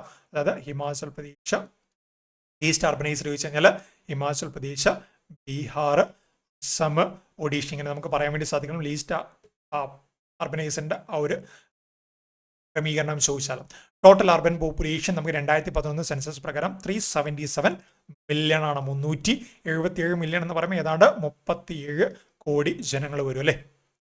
ടോട്ടൽ അർബൻ പോപ്പുലേഷൻ ആണ്. ആ ഒരു ലെവൽ ഓഫ് അർബൻ പോപ്പുലേഷൻ എന്ന് പറയുമ്പോൾ നമ്മൾ ഏതാണ്ട് അന്ന് 100-120 കോടിയോളം ജനസംഖ്യ എന്ന് പറയുമ്പോൾ അതിൽ 31.1%. ആ ഒരു ശതമാനമൊക്കെ ഓർത്ത് വയ്ക്കണം. പരീക്ഷയ്ക്ക് ചോദ്യമായിട്ട് വരും. Rate of growth of urban population നോക്കിക്കഴിഞ്ഞാൽ 2001 നിന്നും 2011 ലാസ്റ്റ് വന്ന ഡെക്കേഡ് ആണല്ലേ. അത് 2.76% പെർ ആനുമാണ്. ഒരു വർഷം 10 വർഷത്തിൽ എന്താണ് 3% വർധന വരും. അറൗണ്ട് 2.76% വർധന വരുന്നുണ്ട് അല്ലേ. മോസ്റ്റ് അർബനൈസ്ഡ് സ്റ്റേറ്റ് ചോദിച്ചാൽ ഗോവയാണ്. 62%. ഗോവയിൽ 100 പ്രദേശങ്ങളുണ്ടെങ്കിൽ അതിൽ 62 പ്രദേശം അല്ലെങ്കിൽ 100 പേരുണ്ടെങ്കിൽ അവിടെ 62 പേര് എന്താണ് അർബൻ ഏരിയയിലാണ് ജീവിക്കുന്നത്. അത് കഴിഞ്ഞാൽ മിസോറാം, അത് കഴിഞ്ഞാൽ തമിഴ്നാട്. ഇനി യൂണിയൻ ടെറിട്ടറി ആണ് ചോദിക്കുന്നെങ്കിൽ അതിൽ ഡൽഹിയാണ്. ഡൽഹിയിൽ 97.5%. അതായത് ഡൽഹിയുടെ എന്താണ് ഒട്ടുമിക്ക എല്ലാവരും നഗരപ്രദേശങ്ങളാണ് താമസിക്കുന്നത്. ലീസ്റ്റ് ചോദിച്ചാൽ ഹിമാചൽ പ്രദേശാണ്. ഹിമാചൽ പ്രദേശിലെ 90% എന്താണ് റൂറൽ ഏരിയയും വെറും 10% ഹിമാചൽ പ്രദേശിൽ അർബൻ ഏരിയ വരുന്നത്. അത് കഴിഞ്ഞാൽ ബീഹാർ, അസം, ഒഡീഷ ഒക്കെ വരുന്നുണ്ട്. അതുകൂടെ അവിടെ ഒന്ന് ഓർത്തു വെച്ചാൽ മതി. നെക്സ്റ്റ് എന്താണ് identify the incorrect statement regarding the definitional criteria for the urban in India before 1951. Already നമ്മൾ അർബൻ ഏരിയയുമായിട്ട് ബന്ധപ്പെട്ട ഡെഫിനേഷൻ പറഞ്ഞിട്ടുണ്ടല്ലേ. സോ അതൊന്ന് കൃത്യമായിട്ട് പറഞ്ഞാൽ 1951 മുന്നേയുള്ള ഒരു കാര്യപ്രകാരം അല്ലെങ്കിൽ ഡീറ്റെയിൽസ് പ്രകാരം നമ്മുടെ ഇന്ത്യയിൽ അർബൻ ഡെഫിനിഷൻസിന്റെ കാര്യങ്ങൾ നോക്കുമ്പോൾ തെറ്റായ പരാമർശം ഏതെന്നാണ് ചോദ്യം.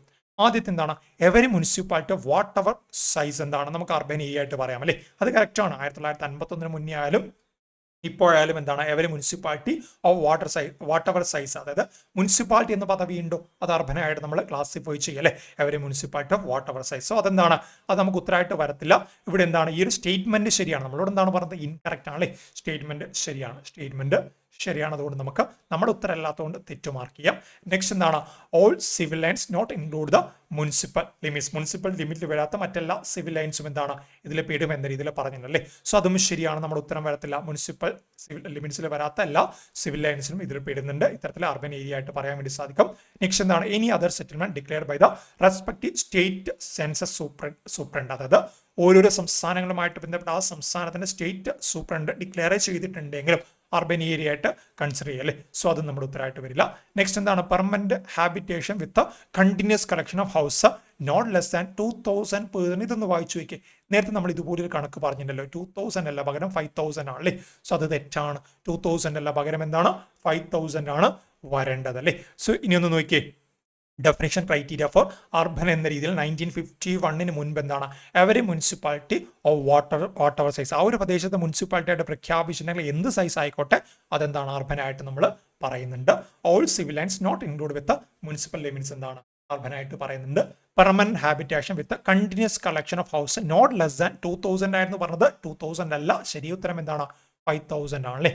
Any other settlement declare by the respective state census superintendent ആണെങ്കിലും അതെന്താണ് അർബൻ ഏരിയ ആയിട്ട് നമ്മൾ പറയും. ഇനി 1961 ആ ഒരു ക്ലാസിഫിക്കേഷൻ അനുസരിച്ചിട്ട് all those place having urban local bodies, example municipal corporation, municipality, notified area committee, ഇതൊക്കെ എന്താണ് അർബൻ ഏരിയ ആയിട്ട് ക്ലാസിഫൈ ചെയ്യുന്നത് അല്ലേ.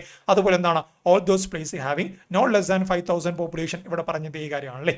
A population density of 400% per square kilometre. ഇത് നമ്മൾ നേരത്തെ പറഞ്ഞ കാര്യമാണ് അല്ലേ. അതുപോലെ 75% ഓഫ് ദ വർക്കിംഗ് പോപ്പുലേഷൻ എന്താണ് നോൺ അഗ്രികൾച്ചർ സെക്ടറിലായിരിക്കണം. ഇത് മൂന്ന് നമ്മൾ നേരത്തെ പറഞ്ഞത് ഓർമ്മയില്ലേ. സോ ആ ഒരു 3 ക്രൈറ്റീരിയ വരുന്നത്. കൂടാതെ എന്താണ് in addition to this the director of census operation in consultation with state government and the census commissioner of India has a power to declare a urban settlement. ഇത്തരത്തിൽ എന്താണ് ഡയറക്ടർ ഓഫ് സെൻസസ് ഓപ്പറേഷൻ എന്താണ് state ഗവൺമെന്റുമായിട്ടും census commission of ഇന്ത്യയുമായിട്ടും കൂടി ആലോചിച്ചതിന് ശേഷം എന്താണ് ഒരു പ്രദേശത്തെ അർബൻ സെറ്റിൽമെന്റ് ആയിട്ട് പ്രഖ്യാപിക്കാനുള്ള അധികാരവും വരുന്നുണ്ട്. ഇനി 1971 പറഞ്ഞാൽ 61 പറഞ്ഞ കാര്യങ്ങൾ എന്തൊക്കെയുണ്ടോ അതൊക്കെ അതുപോലെ ഫോളോ ചെയ്യുന്നുണ്ട്. 1981 ചെറിയ ചില മാറ്റങ്ങൾ വന്നിട്ടുണ്ട്. അതായത് 2 ചേഞ്ചസ് ആണ് 1961 കമ്പയർ ചെയ്യുമ്പോൾ 81 വന്നത്. ഒന്ന് instead of 75% overall work force 75% male work force engaged in non agriculture activities. നേരത്തെ നമ്മൾ പറഞ്ഞത് 100 എന്താണ് 175 പേര് നോൺ അഗ്രികൾച്ചർ ആക്ടിവിറ്റീസ് ഏർപ്പെടുന്നുണ്ടെങ്കിൽ അതിന് അർബനായിട്ട് പറയാമെന്ന് പറഞ്ഞു അല്ലേ. ഇവിടെയും 75% തന്നെയാണ്. But മൊത്തത്തിലല്ല.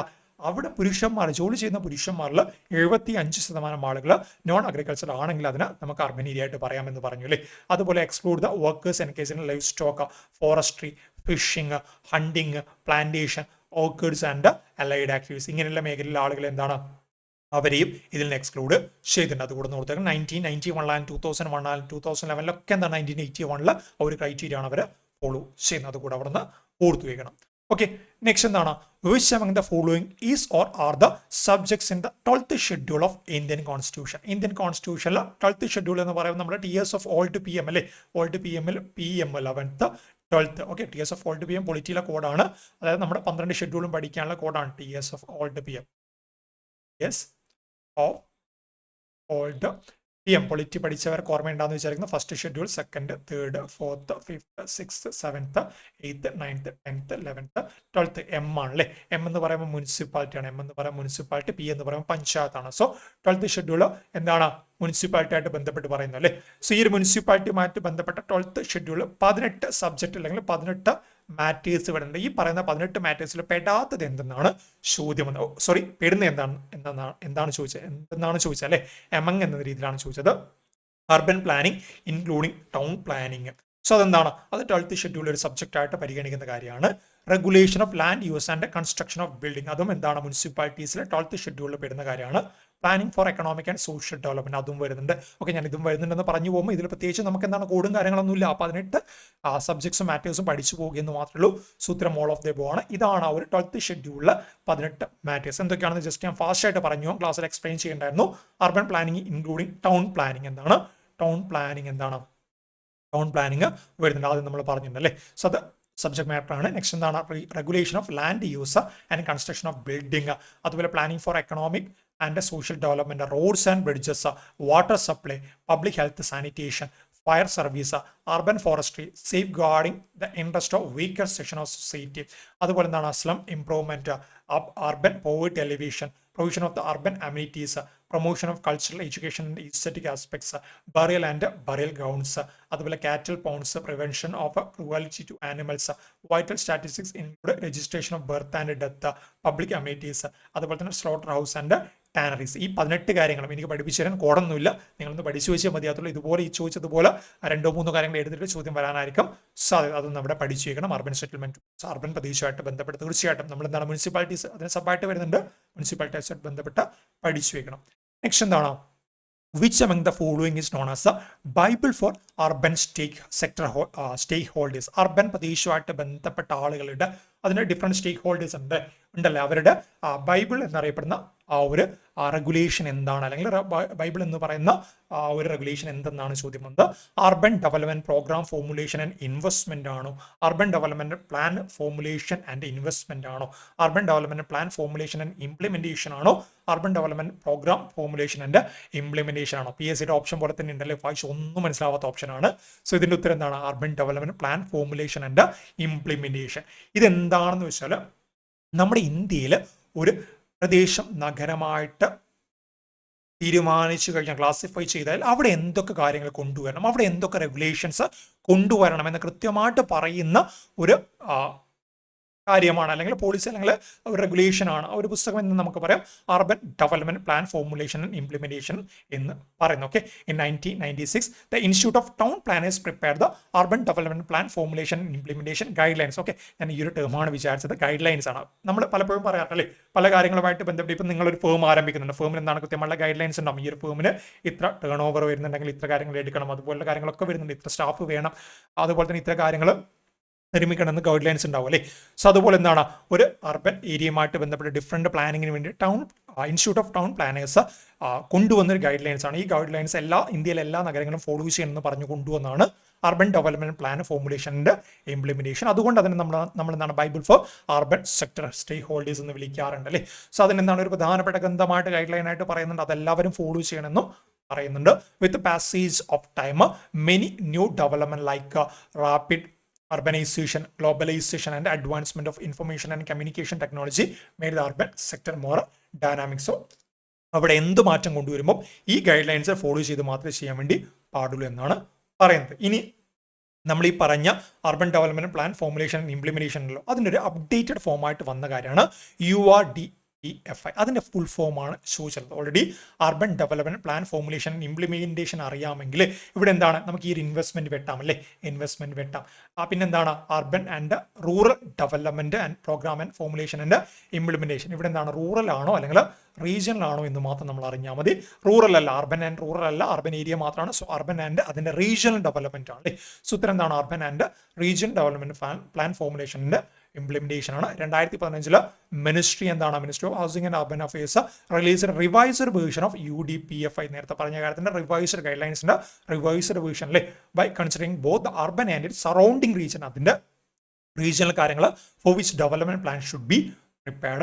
It is well known fact that city as an entity cannot sustain without surrounding rural area. നമ്മൾ എന്താണ്, നമ്മളിപ്പം ഒരു പ്രദേശത്ത് ഒരു വളരെ വലിയൊരു 10 കിലോമീറ്റർ സ്ക്വയർ ഏരിയ വരുന്ന പ്രദേശമാണ്. അവിടെ നമ്മൾ എന്താണ് ഒരു 2 കിലോമീറ്റർ മാത്രം ഡെവലപ്മെന്റ് ചെയ്തിട്ട് കാര്യമുണ്ടോ?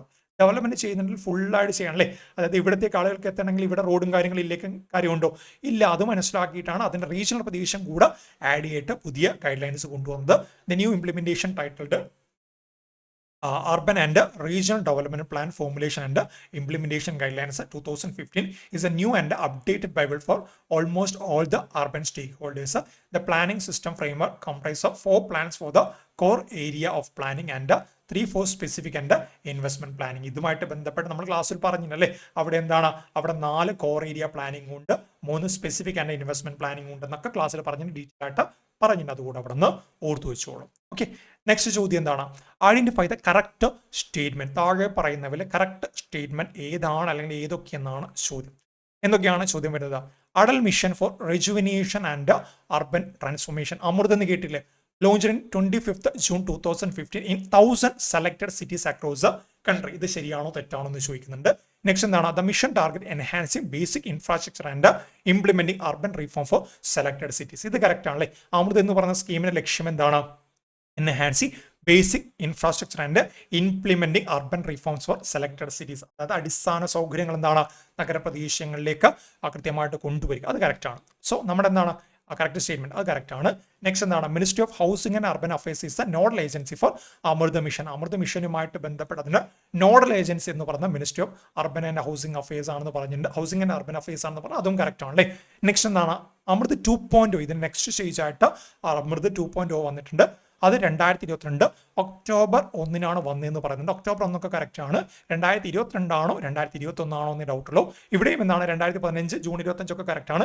ഇത് 1000 ആണോ 500 ആണോ എന്ന് മാത്രമേ ഡൗട്ടുള്ളൂ. സോ ആ ഒരു ഡൗട്ട് വെച്ച് നമ്മൾ നോക്കുമ്പോൾ 2ഉം 3ഉം ശരിയായിട്ട് നമുക്ക് പറയാം അല്ലേ. ഓപ്ഷനിലെ ഓൺലി 2 and 3 ആണ്. ഓക്കെ, ഓൺലി 2 and 3 ആണ് വരുന്നത്. ഇവിടെ എന്താണ്? ഇവിടെ 1000 അല്ല, മറിച്ച് 500 ആണ് ഇനീഷ്യലി സെലക്ട് ചെയ്തത്. ഇവിടെ 2022 അല്ല 2021 ആണ്. ഓക്കെ, ഇതാണ് കാര്യം വരുന്നത്.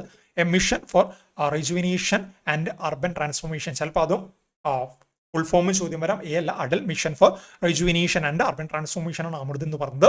Was launched on 25th June 2015 in 500 selected cities. എത്രയാണ്? 500 സെലക്ടഡ് സിറ്റീസ് ആണ്. നമ്മൾ പറഞ്ഞത് 1000 ആയിരുന്നല്ലോ, 1000 അല്ല 500 ആണ്. Cities across the country covering around 60% of the urban population. Urban പോപ്പുലേഷന്റെ 60% ഇൻക്ലൂഡ് ചെയ്യുന്ന രീതിയിൽ 500 സിറ്റീസ് സെലക്ട് ചെയ്തു. The mission targets enhancing basic infrastructure and implementing urban reforms for selected cities encompassing water supply, sewage, drainage, green spaces and non motorised transport and capacity building. So ഇത്തരത്തിലുള്ള ഈ ഒരു കാര്യങ്ങളാണ് നോക്കാനുള്ളത്. ഇതിൽ responsible ആയുള്ള ministry നമ്മൾ ചോദിച്ചിട്ടുണ്ടായിരുന്നു. എന്താണ്? Ministry of housing and urban affairs ആണ്. ഓൾറെഡി പറഞ്ഞു. ഇനി അമൃത് 2.0 നമ്മൾ 2022 പറഞ്ഞു അല്ലെ. ഉത്തരം എന്താണ്? 2021 ഒക്ടോബർ 1 ആണ്. Subsuming AMRUT 1.0 for the period of 5 years 2021-22 തൊട്ട് 2026 വരെയാണിത് എന്താണ് വന്നിട്ടുണ്ടായിരുന്നത്.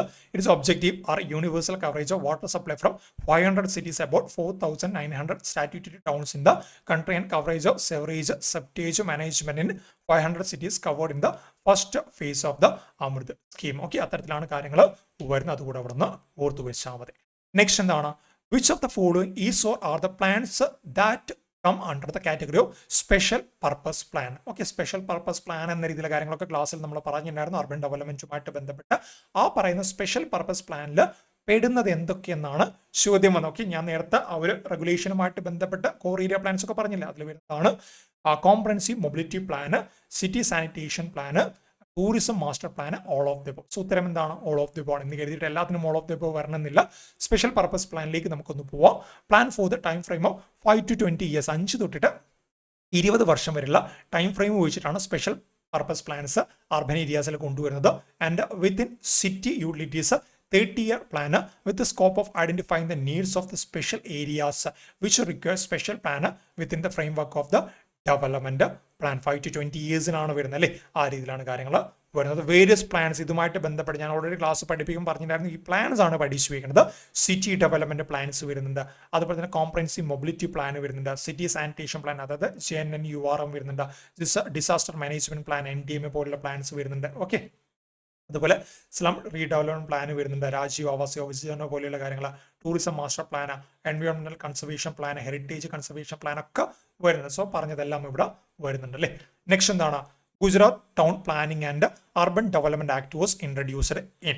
ഏത് വർഷമാണ് Gujarat town planning and urban development act നമ്മുടെ ഇന്ത്യയിലെ തന്നെ ഏറ്റവും കൂടുതൽ എന്താണ് ഉപയോഗിക്കപ്പെട്ട, ആദ്യമായിട്ട് വന്നതെന്നല്ല, ഏറ്റവും കൂടുതൽ ഉപയോഗിക്കപ്പെട്ട ടൗൺ ഡെവലപ്മെന്റിന്റെ ആക്ട് ആയിട്ട് പറയുന്നതാണ് Gujarat town planning urban development act എന്ന് പറഞ്ഞു. ഓക്കെ, സോ ഇത് വന്ന വർഷമാണ് 1956 66 76 86. ഉത്തരം എന്താണ്, 1976 ആണല്ലേ. ഓൾറെഡി ക്ലാസ്സിൽ പറഞ്ഞിട്ടുണ്ട്. The Gujarat town planning and urban development act GTPUDA എന്ന് പറയും.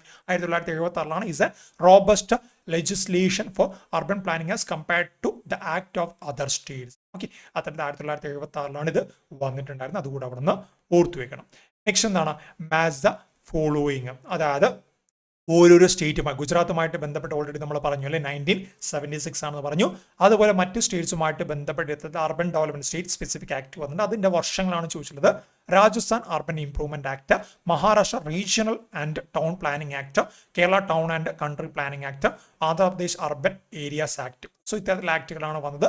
ഇതിൽ കേരളത്തിന്റെ എല്ലാവരും പഠിച്ചു വെച്ചിട്ടുണ്ടാകും. കേരളത്തിന്റെ 2016 സോ സി എന്ന് പറയുന്നത് എന്താണ്, 4 നമുക്ക് കാണാൻ വേണ്ടി സാധിക്കും. ഇത് പഠിച്ചു വെച്ചിട്ടുണ്ടാവുന്ന വിശ്വസിക്കുന്നു. C4 ആണ്. C4 വരുന്ന എന്താണ്, 3 ഓപ്ഷൻ. നേരത്തെ പോലെ നമ്മൾ രക്ഷപ്പെടില്ല, 3 ഓപ്ഷൻ ഉണ്ട്. ഇനി എന്താണ്, രാജസ്ഥാൻ ആണ് അല്ലെ. രാജസ്ഥാൻ എന്താണ്, രാജസ്ഥാന്റെ കാര്യം പറയുകയാണെങ്കിൽ നമ്മൾ ഇന്ത്യയിൽ ആദ്യമായിട്ട് വന്ന പ്ലാനായിട്ട് നമുക്ക് പറയാൻ വേണ്ടി സാധിക്കും. ഓക്കെ, ആ രീതി കൂടെ ഒന്ന് ഓർത്തു വെക്കണം.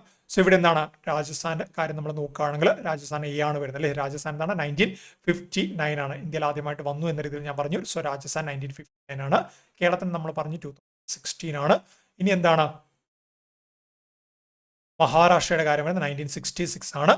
അതുപോലെ തന്നെ ആന്ധ്രാപ്രദേശ് 1975 ആണ്. ആ രീതിയിലൊന്ന് ഓർത്തു വെച്ചാൽ മതി. ഇവിടെ ഒരു ഓർഡർ കൊടുത്തിട്ടുണ്ട്.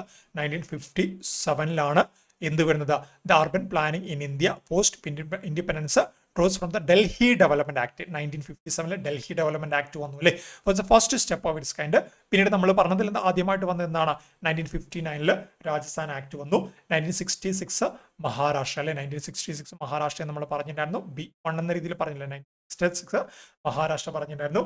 1973 ഉത്തർപ്രദേശ് നമ്മുടെ ഓപ്ഷൻ ഉണ്ടായിരുന്നില്ല, പഠിച്ചു വെച്ച ഉത്തർപ്രദേശിന്റെയാണ്. Uttar Pradesh urban planning and development act ആണ്. 1975 നമ്മൾ പറഞ്ഞ Andhra Pradesh urban area development act ആണ്. 1976 ഓൾറെഡി പറഞ്ഞു, Gujarat town planning and urban development act ആണ്. ഇനി കേരളത്തിന്റെ പറഞ്ഞു 1976 ആണ്. Kerala town and country planning act 2016 ആണ് അല്ലേ. സോ അതുമായിട്ട് ബന്ധപ്പെട്ട ഡീറ്റെയിൽസ് ഒക്കെ ക്ലാസ്സിൽ പറഞ്ഞു. അതിന് ഓരോരോ കാര്യങ്ങൾ, ആ ഒരു ആക്ട് പ്രകാരമുള്ള കാര്യങ്ങൾ ഞാൻ സ്ക്രീൻഷോട്ട് എടുത്ത് തന്നെ റിപ്പോർട്ട് പ്രകാരം പഠിപ്പിച്ചിട്ടുണ്ട് അല്ലേ. അതുകൂടെ ഒന്ന് ഓർത്തു വെക്കണം. നെക്സ്റ്റ് എന്താണ്, identify institution that are involve in planning four urban areas at national level. ദേശീയ തലത്തിൽ, അതുപോലെ സംസ്ഥാന തലത്തിൽ, അതുപോലെ പ്രാദേശിക തലത്തിൽ എന്താണ്, വിവിധ ഇൻസ്റ്റിറ്റ്യൂഷൻസ് അർബൻ പ്ലാനിങ്ങുമായിട്ട് ബന്ധപ്പെട്ട് എന്താണ് വരുന്നത് അല്ലേ. അത്തരത്തിൽ ദേശീയ തലത്തിൽ അർബൻ പ്ലാനിങ്ങുമായിട്ട് ബന്ധപ്പെട്ട് വരുന്ന ഏജൻസീസ് ഏതൊക്കെയെന്നാണ് ചോദ്യം. എന്തൊക്കെയാണ് ഓപ്ഷൻ, നീതി ആയോഗ്. തീർച്ചയായിട്ടും നീതി ആയോഗ് എന്താണ്, പ്ലാനിംഗ് കമ്മീഷൻ റീപ്ലേസ് ചെയ്തുകൊണ്ട് വന്ന ബോഡിയാണല്ലേ. സോ തീർച്ചയായിട്ടും നീതി ആയോഗ് വരും. അതുപോലെ തന്നെ സാനിറ്റേഷൻ എന്ന് പറയുന്ന കാര്യത്തിന്റെ പ്രാധാന്യം മനസ്സിലാക്കിയിട്ട് മിനിസ്ട്രി ഓഫ് ജൽ ശക്തി ഉണ്ട് അല്ലേ. സോ ജൽശക്തി വരുന്നുണ്ട്. മിനിസ്ട്രി ഓഫ് ജൽ ഫിനാൻസ് അല്ല, ഫിനാൻസ് ആണ്. സോ മിനിസ്ട്രി ഓഫ് ഫിനാൻസ് എന്താണ്, ഇത്തരത്തിൽ അർബൻ ഡെവലപ്മെന്റുമായിട്ട് ബന്ധപ്പെട്ട് ഡയറക്ട്ലി ഇടുന്നില്ല. സോ അതുകൊണ്ട് നമുക്ക് ഇത് ഉത്തരമായിട്ട് പറയാൻ വേണ്ടി സാധിക്കത്തില്ല. അതുപോലെ state disaster management agency, state disaster management agency എന്താണ് വരുന്നുണ്ട്. അതുപട്ട് എന്താണ്, സ്റ്റേറ്റ് ലെവലാണ്, നാഷണൽ ലെവലല്ല. സോ ഉത്തരം എന്താണ്, 1 and 2 ബോത്ത് 1 and 2 ആയിട്ട് നമുക്ക് ഉത്തരം പറയാൻ വേണ്ടി സാധിക്കും. അത് അവിടെ നിന്ന് ഓർത്തു വെച്ചാൽ മതി. ഇനി ദേശീയ തലത്തിൽ വരുന്ന ആ ഒരു പ്ലാനിംഗ് ബോഡീസ് ആണ്.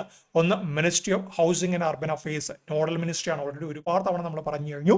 ഇനി നീതി ആയോഗ് വരുന്നുണ്ട്. അതുപോലെ NDM, national disaster management authority ഉണ്ട്. Ministry of environment, forest and climate change ഉണ്ട്. അതുപോലെ മിനിസ്ട്രി ഓഫ് ജൽശക്തിയും വരുന്നുണ്ട്.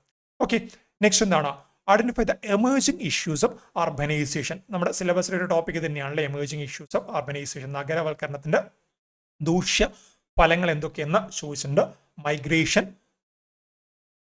Wastage and garbage management, pollution. നമുക്ക് സിംപ്ലി എന്താണ്, ലോജിക് വെച്ച് തന്നെ ഈ ഒരു ഉത്തരത്തിലേക്ക് എത്താൻ വേണ്ടി സാധിക്കില്ല. ഈ പറഞ്ഞത് എല്ലാം വരുന്നുണ്ട്. അതുകൂടാതെ കാര്യങ്ങൾ വരുന്നുണ്ട്. എന്തൊക്കെയാണ്, മൈഗ്രേഷൻ. ഓക്കെ, ഇവിടെ ഓൾ ഓഫ് ദ എബോവ് ഉത്തരം വരുന്നത് മൈഗ്രേഷൻ, അല്ലെങ്കിൽ ഹോംലെസ്നെസ്, വീട് നഷ്ടപ്പെടുന്ന അവസ്ഥകൾ, അൺഎംപ്ലോയ്മെന്റ്, തൊഴിലില്ലായ്മ, പോവേർട്ടി, ദാരിദ്ര്യം, സ്ലംസ്, ചേരികളുടെ രൂപീകരണം, ഇൻഡസ്ട്രിയലൈസേഷൻ, വ്യവസായവൽക്കരണം, പൊല്യൂഷൻ, പാരിസ്ഥിതിക മലിനീകരണം, waste and garbage management issues വരുന്നുണ്ട്. അതുപോലെ എന്താണ് വേസ്റ്റ് കൊണ്ടുകളയാൻ സ്ഥലമില്ലാതെ പലപ്പോഴും എന്താണ് പല പ്രദേശങ്ങളിൽ ഡംപ് ചെയ്തിട്ട് അതുകൊണ്ട് അസുഖങ്ങൾ ഉണ്ടാവുന്നു അല്ലേ. ട്രാഫിക് മാനേജ്മെന്റ് പല നഗരങ്ങളിലും എന്താണ് ഒരു 10 കിലോമീറ്റർ സഞ്ചരിക്കണമെങ്കിൽ 1 മണിക്കൂറൊക്കെ എടുക്കുന്ന അവസ്ഥയാണല്ലേ.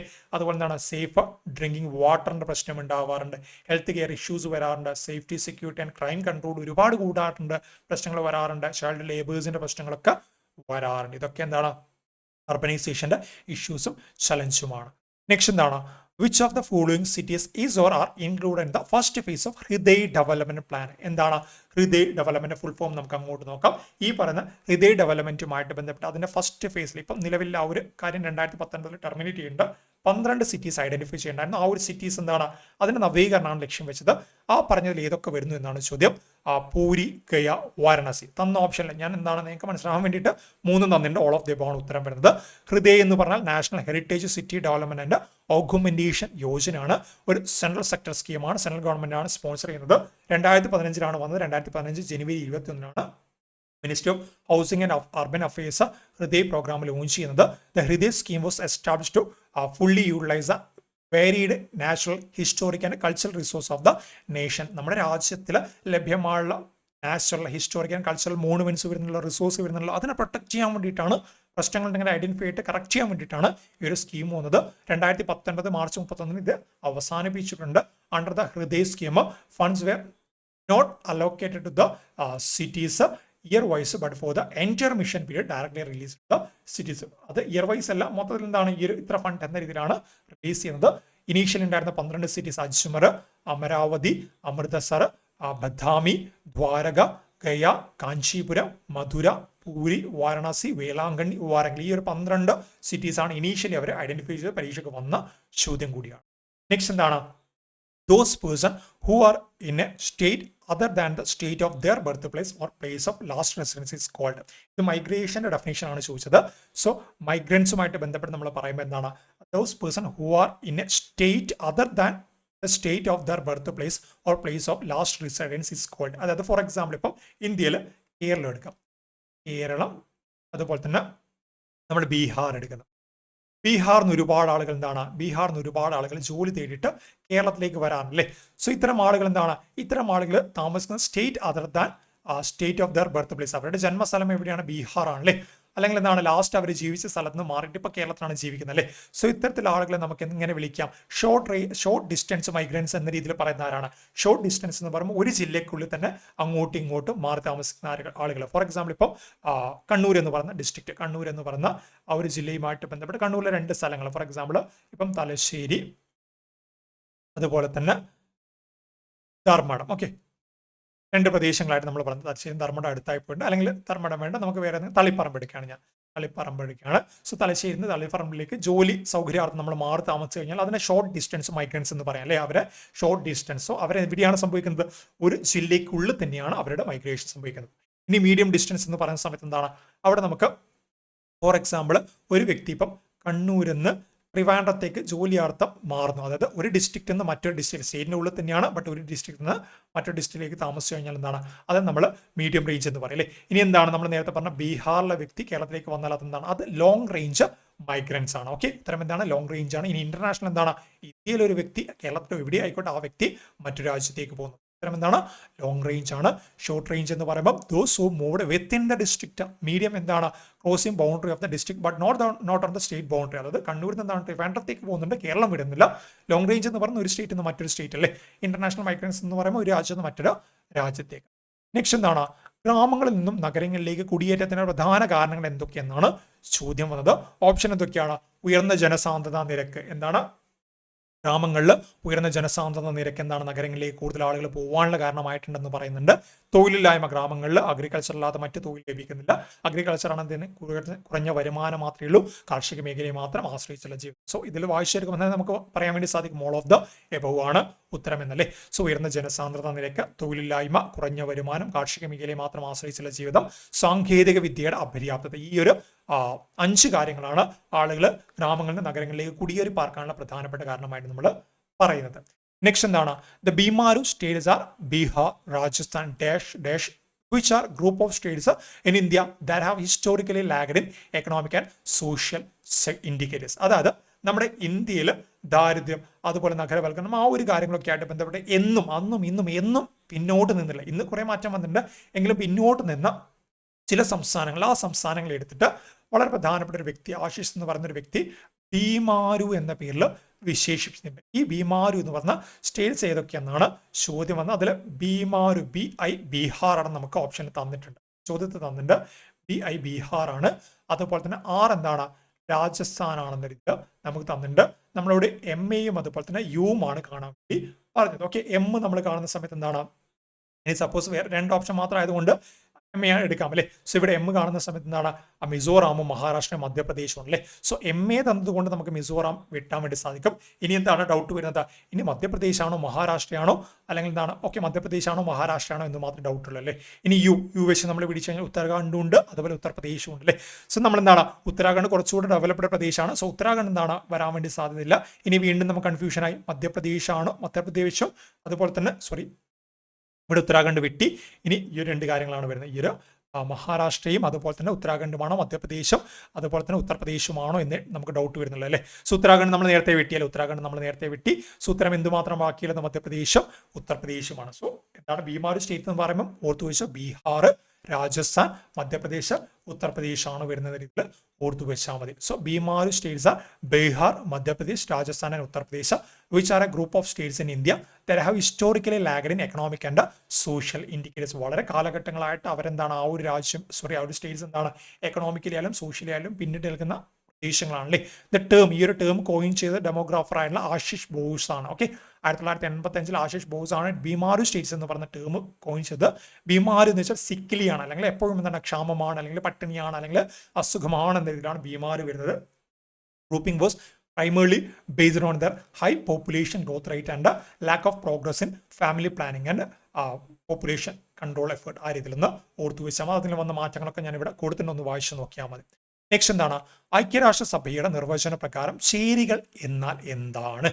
ചേരികൾ എന്ന് പറയുന്ന കാര്യത്തെക്കുറിച്ച് ഐക്യരാഷ്ട്ര സംഘടന ചില ഡെഫിനേഷൻ തന്നിട്ടുണ്ട്. ചേരികൾ എന്ന് പറയുമ്പോൾ എന്താണ്, നമുക്ക് ഇംഗ്ലീഷിൽ സ്ലംസ് എന്ന് പറയാം അല്ലേ, സ്ലംസ് എന്ന് പറയാം. സോ അതിന്റെ ഡെഫിനേഷൻ പ്രകാരം എന്തൊക്കെയാണ്, ഡ്യൂറബിൾ ഹൗസിംഗ്, അതായത് എല്ലാതരം കാലാവസ്ഥയും സംരക്ഷണം നൽകുന്ന ഭവനങ്ങളായിട്ട് നമുക്ക് പറയാം അല്ലെ. ഡ്യൂറബിൾ ഹൗസിംഗ് ആണോ ആ ഒരു കാര്യമാണോ. അതുപോലെ മധ്യയായ താമസ സ്ഥലങ്ങൾ, 3-ൽ കൂടുതൽ ആളുകൾ ഒരു മുറിയിൽ താമസിക്കരുത്, അങ്ങനെ താമസിക്കുന്നുണ്ടെങ്കിൽ അതിന് ചേരികളായിട്ട് പറയേണ്ടതായിട്ട് വരും. ശുചിത്വം, ടോയ്ലറ്റ് സൗകര്യങ്ങൾ എന്താണ്, ടോയ്ലറ്റ് സൗകര്യങ്ങൾ ഇല്ലെങ്കിൽ എന്താണ് അവിടെ ചേരികളായിട്ട് നമുക്ക് പറയേണ്ടതായിട്ട് വരും. സ്ഥിരമായുള്ള വാസസ്ഥലം, നിർബന്ധ കുടിയൊഴിപ്പിക്കലിനെതിരെയുള്ള സംരക്ഷണം. സോ ഇത്തരത്തിൽ എന്താണ്, ഇത്തരത്തിലുള്ള സംരക്ഷണങ്ങൾ ഉണ്ടെങ്കിൽ നമുക്ക് എന്താണ് ചേരികളായിട്ട് എക്സ്ക്ലൂഡ് ചെയ്യാൻ വേണ്ടി സാധിക്കില്ലേ. So all of the above ആണ് നമുക്ക് പറയാൻ വേണ്ടി സാധിക്കുന്നത്. ഐക്യരാഷ്ട്രസഭ എങ്ങനെയാണ് ചേരികൾ നിർവഹിച്ചിരിക്കുന്നത്, ഒരു നഗരപ്രദേശം ഒരു മേൽക്കൂരിൽ അധിവസിക്കുകയും താഴെപ്പുറത്ത് 5 സൗകര്യങ്ങൾ ഒന്നോ അതിലധികമോ ലഭിക്കുകയും ചെയ്യാത്ത. ഓക്കെ, ഇവിടെ ഡെഫിനേഷൻ എന്ന് പറയുമ്പോൾ ഞാൻ ഒരു കാര്യം കൂടി ആഡ് ചെയ്യാനുണ്ടായിരുന്നു. ആ നിർവചന പ്രകാരം ചേരികൾ എന്നാൽ എന്താണ്, ആ ഒരു കാര്യങ്ങൾ എന്തൊക്കെയാണ് പെടാത്ത അല്ലെങ്കിൽ എന്തൊക്കെയാണ് എക്സ്ക്ലൂഡ് ആയിട്ട് പറഞ്ഞത്, അല്ലെങ്കിൽ എന്താണ് ഇത്രയും കാര്യങ്ങൾ ലഭിക്കാത്ത, അങ്ങനെയായിരുന്നു ചോദ്യം വേണ്ടത്. ഞാൻ തയ്യാറാക്കിയപ്പോൾ എനിക്ക് വന്ന മിസ്റ്റേക്കാണ്. സോ നിങ്ങൾ മനസ്സിലാക്കി വെച്ചാൽ മതി. ഐക്യരാഷ്ട്രസഭ ചേരികളെ നിർവഹിക്കുന്ന 5 കാര്യങ്ങൾ പറയുന്നുണ്ട്. ഈ 5 കാര്യങ്ങൾ ഒന്നിലധികം ലഭിക്കാത്ത പ്രദേശങ്ങളെയാണ് ചേരികൾ എന്ന് പറഞ്ഞത്. ഓക്കെ, ഇവിടെ ലഭിക്കാത്ത എന്ന് കൂടെ ചേരികൾ എന്ന പ്രകാരം എന്തൊക്കെ ലഭിക്കാത്ത എന്ന് കൂടെ കൊടുക്കണമായിരുന്നു, അത് ഞാൻ കൊടുക്കാൻ വിട്ടുപോയി. ചോദ്യം നിങ്ങൾക്ക് മനസ്സിലായെന്ന് വിചാരിക്കുന്നു. ഡ്യൂറബിൾ ഹൗസിംഗ്, എല്ലാതരം കാലാവസ്ഥയിലുള്ള സംരക്ഷണം നൽകുന്ന ഭവനങ്ങൾ ഉണ്ടെങ്കിൽ ചേരികളായിട്ട് കൺസിഡർ ചെയ്യേണ്ട. ഇനി മതിയായ താമസ സ്ഥലം ഉണ്ടെങ്കിൽ 3-ൽ കൂടുതൽ ആളുകൾ ഒരു മുറിയിൽ താമസിക്കാത്ത അവസ്ഥ ഉണ്ടെങ്കിൽ എന്താണ്, താമസിക്കുന്ന അവസ്ഥ അല്ലെങ്കിൽ ആ രീതിയിൽ പ്രശ്നങ്ങൾ ഇല്ലെങ്കിൽ അതിന് ചേരികളായിട്ട് കാണേണ്ട. ശുദ്ധജല ലഭ്യത ഉണ്ടെങ്കിൽ ചേരികളായിട്ട് കാണേണ്ട. ശുചിത്വം, ടോയ്ലറ്റ് സൗകര്യങ്ങൾ ഉണ്ടെങ്കിൽ ചേരികളായിട്ട് കാണേണ്ട. സ്ഥിരമായുള്ള വാസസ്ഥലം, അവരെ നിർബന്ധ കുടിയൊഴിപ്പിക്കുന്നതിനെതിരെയുള്ള സംരക്ഷണം ഉണ്ടെങ്കിലും ചേരികളായിട്ട് കാണേണ്ട. ഈ പറയുന്ന എന്തെങ്കിലും കാര്യങ്ങൾ പ്രശ്നങ്ങൾ ഉണ്ടെങ്കിൽ അതിന്റെ ചേരികളായിട്ട് കണ്ടാൽ മതി എന്ന് പറയുന്നുണ്ട്. ഓക്കെ, അതൊന്ന് ഓർത്ത് വെച്ചാൽ മതി. Identify Kerala's position in the level of urbanization among the states of India as per the 2011 census. 2011 census പ്രകാരം ഇന്ത്യയിലെ അർബനൈസേഷന്റെ തോത് നോക്കിക്കഴിഞ്ഞാൽ കേരളം എത്രാം സ്ഥാനത്ത് എന്നാണ് ചോദ്യം. ആക്ച്വലി 2001 കേരളം 9-ാം സ്ഥാനത്തായിരുന്നു. അതിൽ നിന്ന് കേരളം ഒരുപാട് മെച്ചപ്പെടുത്തിയിട്ട് 2011 19-ാം സ്ഥാനത്തേക്ക് എത്തിയിട്ടുണ്ട്. അതൊന്ന് ഓർത്തു വെക്കണം. Kerala was position in the 19th rank in the level of urbanization among the states as per the 2001 census. 2001 census പ്രകാരം കേരളം എത്രാമതാണ്, 19-ാണ്. എന്നാൽ 2011 അത് 9-ാം റാങ്ക് ആയിട്ട് മാറിയിട്ടുണ്ട്. During 2001 the level of urbanization of Kerala was the lowest among the southern state. Karnataka, Tamil Nadu പോലുള്ള southern സ്റ്റേറ്റിന് compare ചെയ്യുമ്പോൾ കുറവായിരുന്നു. But 2011 Karnataka നമ്മൾ മറികടന്നു. The urban population content is about 50% mark of the high rate of urbanisation. നമ്മുടെ അർബൻ പോപ്പുലേഷൻ കണ്ടന്റ് നോക്കി 50% മേലെ പോയിട്ടുണ്ടല്ലേ. അതുകൂടെ ഒന്ന് ഓർത്ത് വേണം. കേരളം ഇങ്ങനെ പോവുകയാണെങ്കിൽ എന്താണ്, തീർച്ചയായിട്ടും ഭാവിയിൽ കേരളം 100% അർബനൈസേഷൻ കംപ്ലീറ്റ് ചെയ്യുമെന്നാണ് പറയുന്നത്. ഓക്കെ, നെക്സ്റ്റ് എന്താണ്, കേരളത്തിൽ നഗരവൽക്കരണം ഏറ്റവും കൂടിയ ജില്ല ഏതെന്നാണ് ചോദ്യം. വയനാട്, എറണാകുളം, തിരുവനന്തപുരം, കണ്ണൂർ. ഇതിലെന്താണ്, എറണാകുളമാണ്. പരീക്ഷയ്ക്ക് ഓൾറെഡി വന്ന ചോദ്യമാണ്. കേരളത്തിൽ നഗരവൽക്കരണം ഏറ്റവും കൂടിയ ജില്ല ഏതാണ്, അത് എറണാകുളമാണ്. ഇനി തിരിച്ചു ചോദിച്ചാൽ ഏറ്റവും കുറഞ്ഞ ജില്ല എന്ന് പറയുന്നത് അത് വയനാടാണ്. ഓക്കെ, ഇവിടെ ഞാൻ കൊടുത്തിട്ടുണ്ട്. ടോട്ടൽ കേരളത്തിൽ 47.7%. അതിപ്പം 50 മേലെ പോയിട്ടുണ്ട്. ഇത് 2011 സെൻസസ് പ്രകാരമാണ്. സോ എറണാകുളമാണ് ഏറ്റവും കൂടുതൽ. എറണാകുളത്തിൽ 68.1%. കേരളത്തിൽ എത്ര അർബനൈസേഷൻ പ്രദേശം ഉണ്ടോ, അർബൻ പ്രദേശമുണ്ട്, അതിന് 68.1% എറണാകുളത്താണ്. ഏറ്റവും കുറവ് എവിടെയാണ്, വയനാടാണ്. വയനാട് വെറും 3.9% മാത്രമാണ്. ഇതിലെ കണക്കുകളിൽ മാറ്റം വന്നിട്ടുണ്ടാവും. നമ്മൾ നോക്കുന്നത് 2011 സെൻസസ് പ്രകാരമാണ്. ഓക്കെ, നെക്സ്റ്റ് എന്താണ്, മാച്ച് ദ ഫോളോയിങ്. ആകെ പറയുന്നത് എന്താണ്, കറക്റ്റ് ചെയ്യാനാണ് പറയുന്നത് അല്ലേ.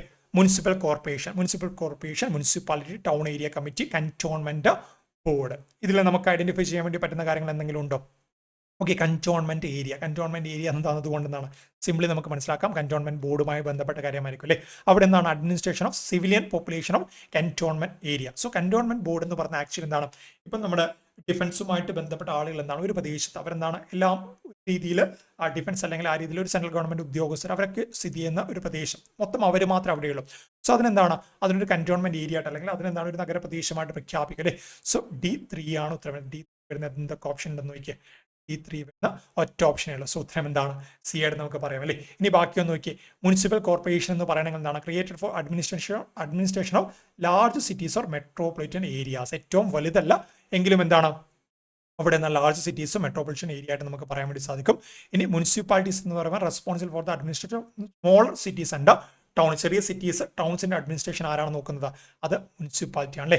മുനിസിപ്പൽ കോർപ്പറേഷൻ എന്താണ്, ലാർജ് സിറ്റീസ് മെട്രോപൊളിറ്റൻ ഏരിയ ആണ് നോക്കുന്നത്. കന്റോൺമെന്റ് ബോർഡ് ഓൾറെഡി പറഞ്ഞു, administration of the civilian population in cantonment area. ഇനി ടൗൺ ഏരിയ കമ്മിറ്റി എന്താണ്, setup for the administration of small towns ആണ് വരുന്നത്. ഓക്കെ, ആ രീതിയിൽ നോർത്ത് വെച്ചാൽ മതി. ഒരു മുനിസിപ്പൽ കോർപ്പറേഷൻ എന്താണ്, type of urban local body created for the administration of large cities of metropolitan area. ഇനി മുനിസിപ്പാലിറ്റി നോക്കിക്കഴിഞ്ഞാൽ എന്താണ്, type of urban local body which is responsible for the administration of smaller cities and towns ആണ് വരുന്നത്.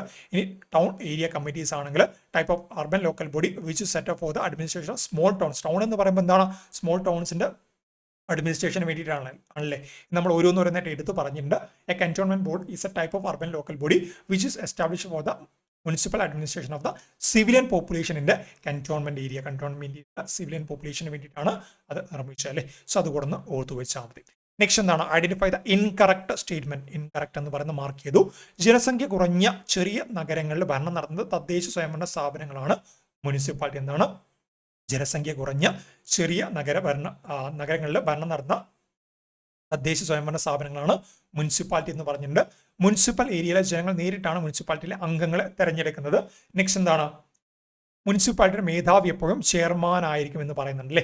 അതുപോലെ municipal secretary ആയിരിക്കും മുനിസിപ്പാലിറ്റിയിലെ government പ്രതിനിധി. നമ്മൾ വായിച്ചു നോക്കുമ്പോൾ എന്താണ്, എല്ലാം ശരിയാണല്ലേ. ഇൻകറക്റ്റ് സ്റ്റേറ്റ്മെന്റ് പറയാൻ വേണ്ടി പറഞ്ഞിട്ടുണ്ട്. ജനസംഖ്യ കുറഞ്ഞ ചെറിയ നഗരങ്ങളിൽ ഭരണം നടത്തുന്ന തദ്ദേശ സ്വയംഭരണ സ്ഥാപനം ഏതാണ്, ഗ്രാമപ്രദേശങ്ങളിലെ നഗരപ്രദേശങ്ങളിൽ മുനിസിപ്പാലിറ്റിയാണ്. മുനിസിപ്പൽ ഏരിയയിലെ ജനങ്ങൾ എന്താണ്, ഡയറക്റ്റ്ലിയാണ് മുനിസിപ്പാലിറ്റി അംഗങ്ങളെ തെരഞ്ഞെടുക്കുന്നത്. ആ ഒരു അംഗങ്ങളുടെ മേധാവി എപ്പോഴും ചെയർമാൻ ആയിരിക്കും.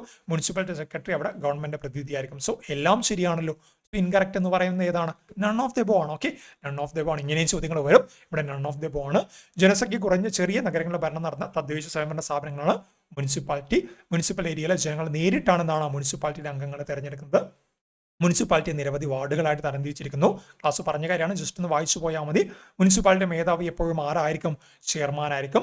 മുനിസിപ്പാലിറ്റികളെ ചെയർപേഴ്സൺ തിരഞ്ഞെടുക്കുന്ന രീതി എന്താണ്, അത് അതത് സംസ്ഥാന നിയമസഭയ്ക്ക് നിർദ്ദേശിക്കാം. ബട്ട് നമ്മൾ പിന്നീട് അങ്ങോട്ട് പറഞ്ഞ കന്റോൺമെന്റിലൊക്കെ എന്താണ്, അതൊക്കെ സെൻട്രൽ ഗവൺമെന്റ് തീരുമാനിക്കുമെന്ന് പറഞ്ഞു അല്ലേ. സെൻട്രൽ ഗവൺമെന്റിൽ ആ കാര്യങ്ങൾ തീരുമാനിക്കുമെന്ന് പറഞ്ഞു. അതുപോലെ 5 വർഷമായിരിക്കും മുനിസിപ്പാലിറ്റികളുടെ കാലാവധി. മുനിസിപ്പൽ സെക്രട്ടറി ആയിരിക്കും മുനിസിപ്പാലിറ്റികളുടെ ഗവൺമെന്റ് പ്രതിനിധി എന്ന് നമ്മൾ പറഞ്ഞിട്ടുണ്ട്. ഓക്കെ, നെക്സ്റ്റ് എന്താണ്, മാച്ച് ദ ഫോളോയിങ് ആണ്. നമുക്ക് ഡിഫറെന്റ് കാര്യങ്ങൾ തന്നിട്ടുണ്ട്. അത് വന്ന വർഷമാണ് നമുക്ക് നോക്കാനുള്ളത്. 2005, 2008, 1958, 2004 national policy for urban street vendors. അതുപോലെ Jawaharlal Nehru national urban renewal mission, JNNURM നേരത്തെ പറഞ്ഞിട്ടുണ്ട്, അത് പരീക്ഷയ്ക്ക് വന്നിട്ടുണ്ട്. National urban sanitation policy, urban community development programme. So ഇതിലെന്താണ്, അർബൻ കമ്മ്യൂണിറ്റി ഡെവലപ്മെന്റ് പ്രോഗ്രാം നമ്മൾ നോക്കുന്ന സമയത്ത് അതാണ് ഏറ്റവും പഴക്കം, തന്നതിൽ ഏറ്റവും പഴക്കം അല്ലേ. 1958 വരുന്നത് അർബൻ കമ്മ്യൂണിറ്റി ഡെവലപ്മെന്റ് പ്രോഗ്രാമാണ്. സോ C4 വരുന്നുണ്ട്. ഇനി എന്താണ് 2004 വന്നാണ് national policy for urban street vendors. ഇനി എന്താണ് 2008 വന്നാണ് നാഷണൽ അർബൻ സാനിറ്റേഷൻ പോളിസി. അതുപോലെ തന്നെ 2005 വന്നാണ് JNNURM. ഓക്കെ, ഓൾറെഡി ക്ലാസ് പഠിപ്പിച്ചിട്ടുണ്ട്. ഇതിൽ പ്രത്യേകിച്ച് കൂടും കാര്യങ്ങളൊന്നുമില്ല, നമ്മൾ അവർ വർഷങ്ങൾ പഠിച്ചു വെച്ചേ മതിയാവുള്ളൂ. ഞാൻ പഠിപ്പിച്ച കാര്യങ്ങൾ ഇവിടെ കൊടുത്തിട്ടുണ്ട്. 1958 അർബൻ കമ്മ്യൂണിറ്റി ഡെവലപ്മെന്റ് പ്രോഗ്രാം വന്നത്. 1992 കോൺസ്റ്റിറ്റ്യൂഷൻ അമെൻമെന്റ് ആക്ട് 74th ആക്ട് വന്നു അല്ലേ. 1997 സ്വർണ്ണ ജയന്തി ഷഹാരി റോസ്ഗർ യോജന വന്നിട്ടുണ്ട്. 2004 നമ്മൾ പറഞ്ഞ national policy for urban street vendors. 2005 JNNURM Jawaharlal Nehru national urban renewal mission ഉണ്ട്. അതുപോലെ 2005 തന്നെ എന്താണ് urban infrastructure development scheme for small and medium towns വന്നിട്ടുണ്ട്. 2005 തന്നെ IHSDP integrated housing and slum development program വന്നിട്ടുണ്ട്. 2006 നാഷണൽ അർബൻ ട്രാൻസ്പോർട്ട് പോളിസി വന്നിട്ടുണ്ട്.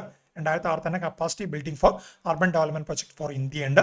2008 national urban sanitation പോളിസിയും വന്നിട്ടുണ്ട്. ആ ഒരു കാര്യം അവിടെ നിന്ന് ഓർത്തു വെച്ചാൽ മതി.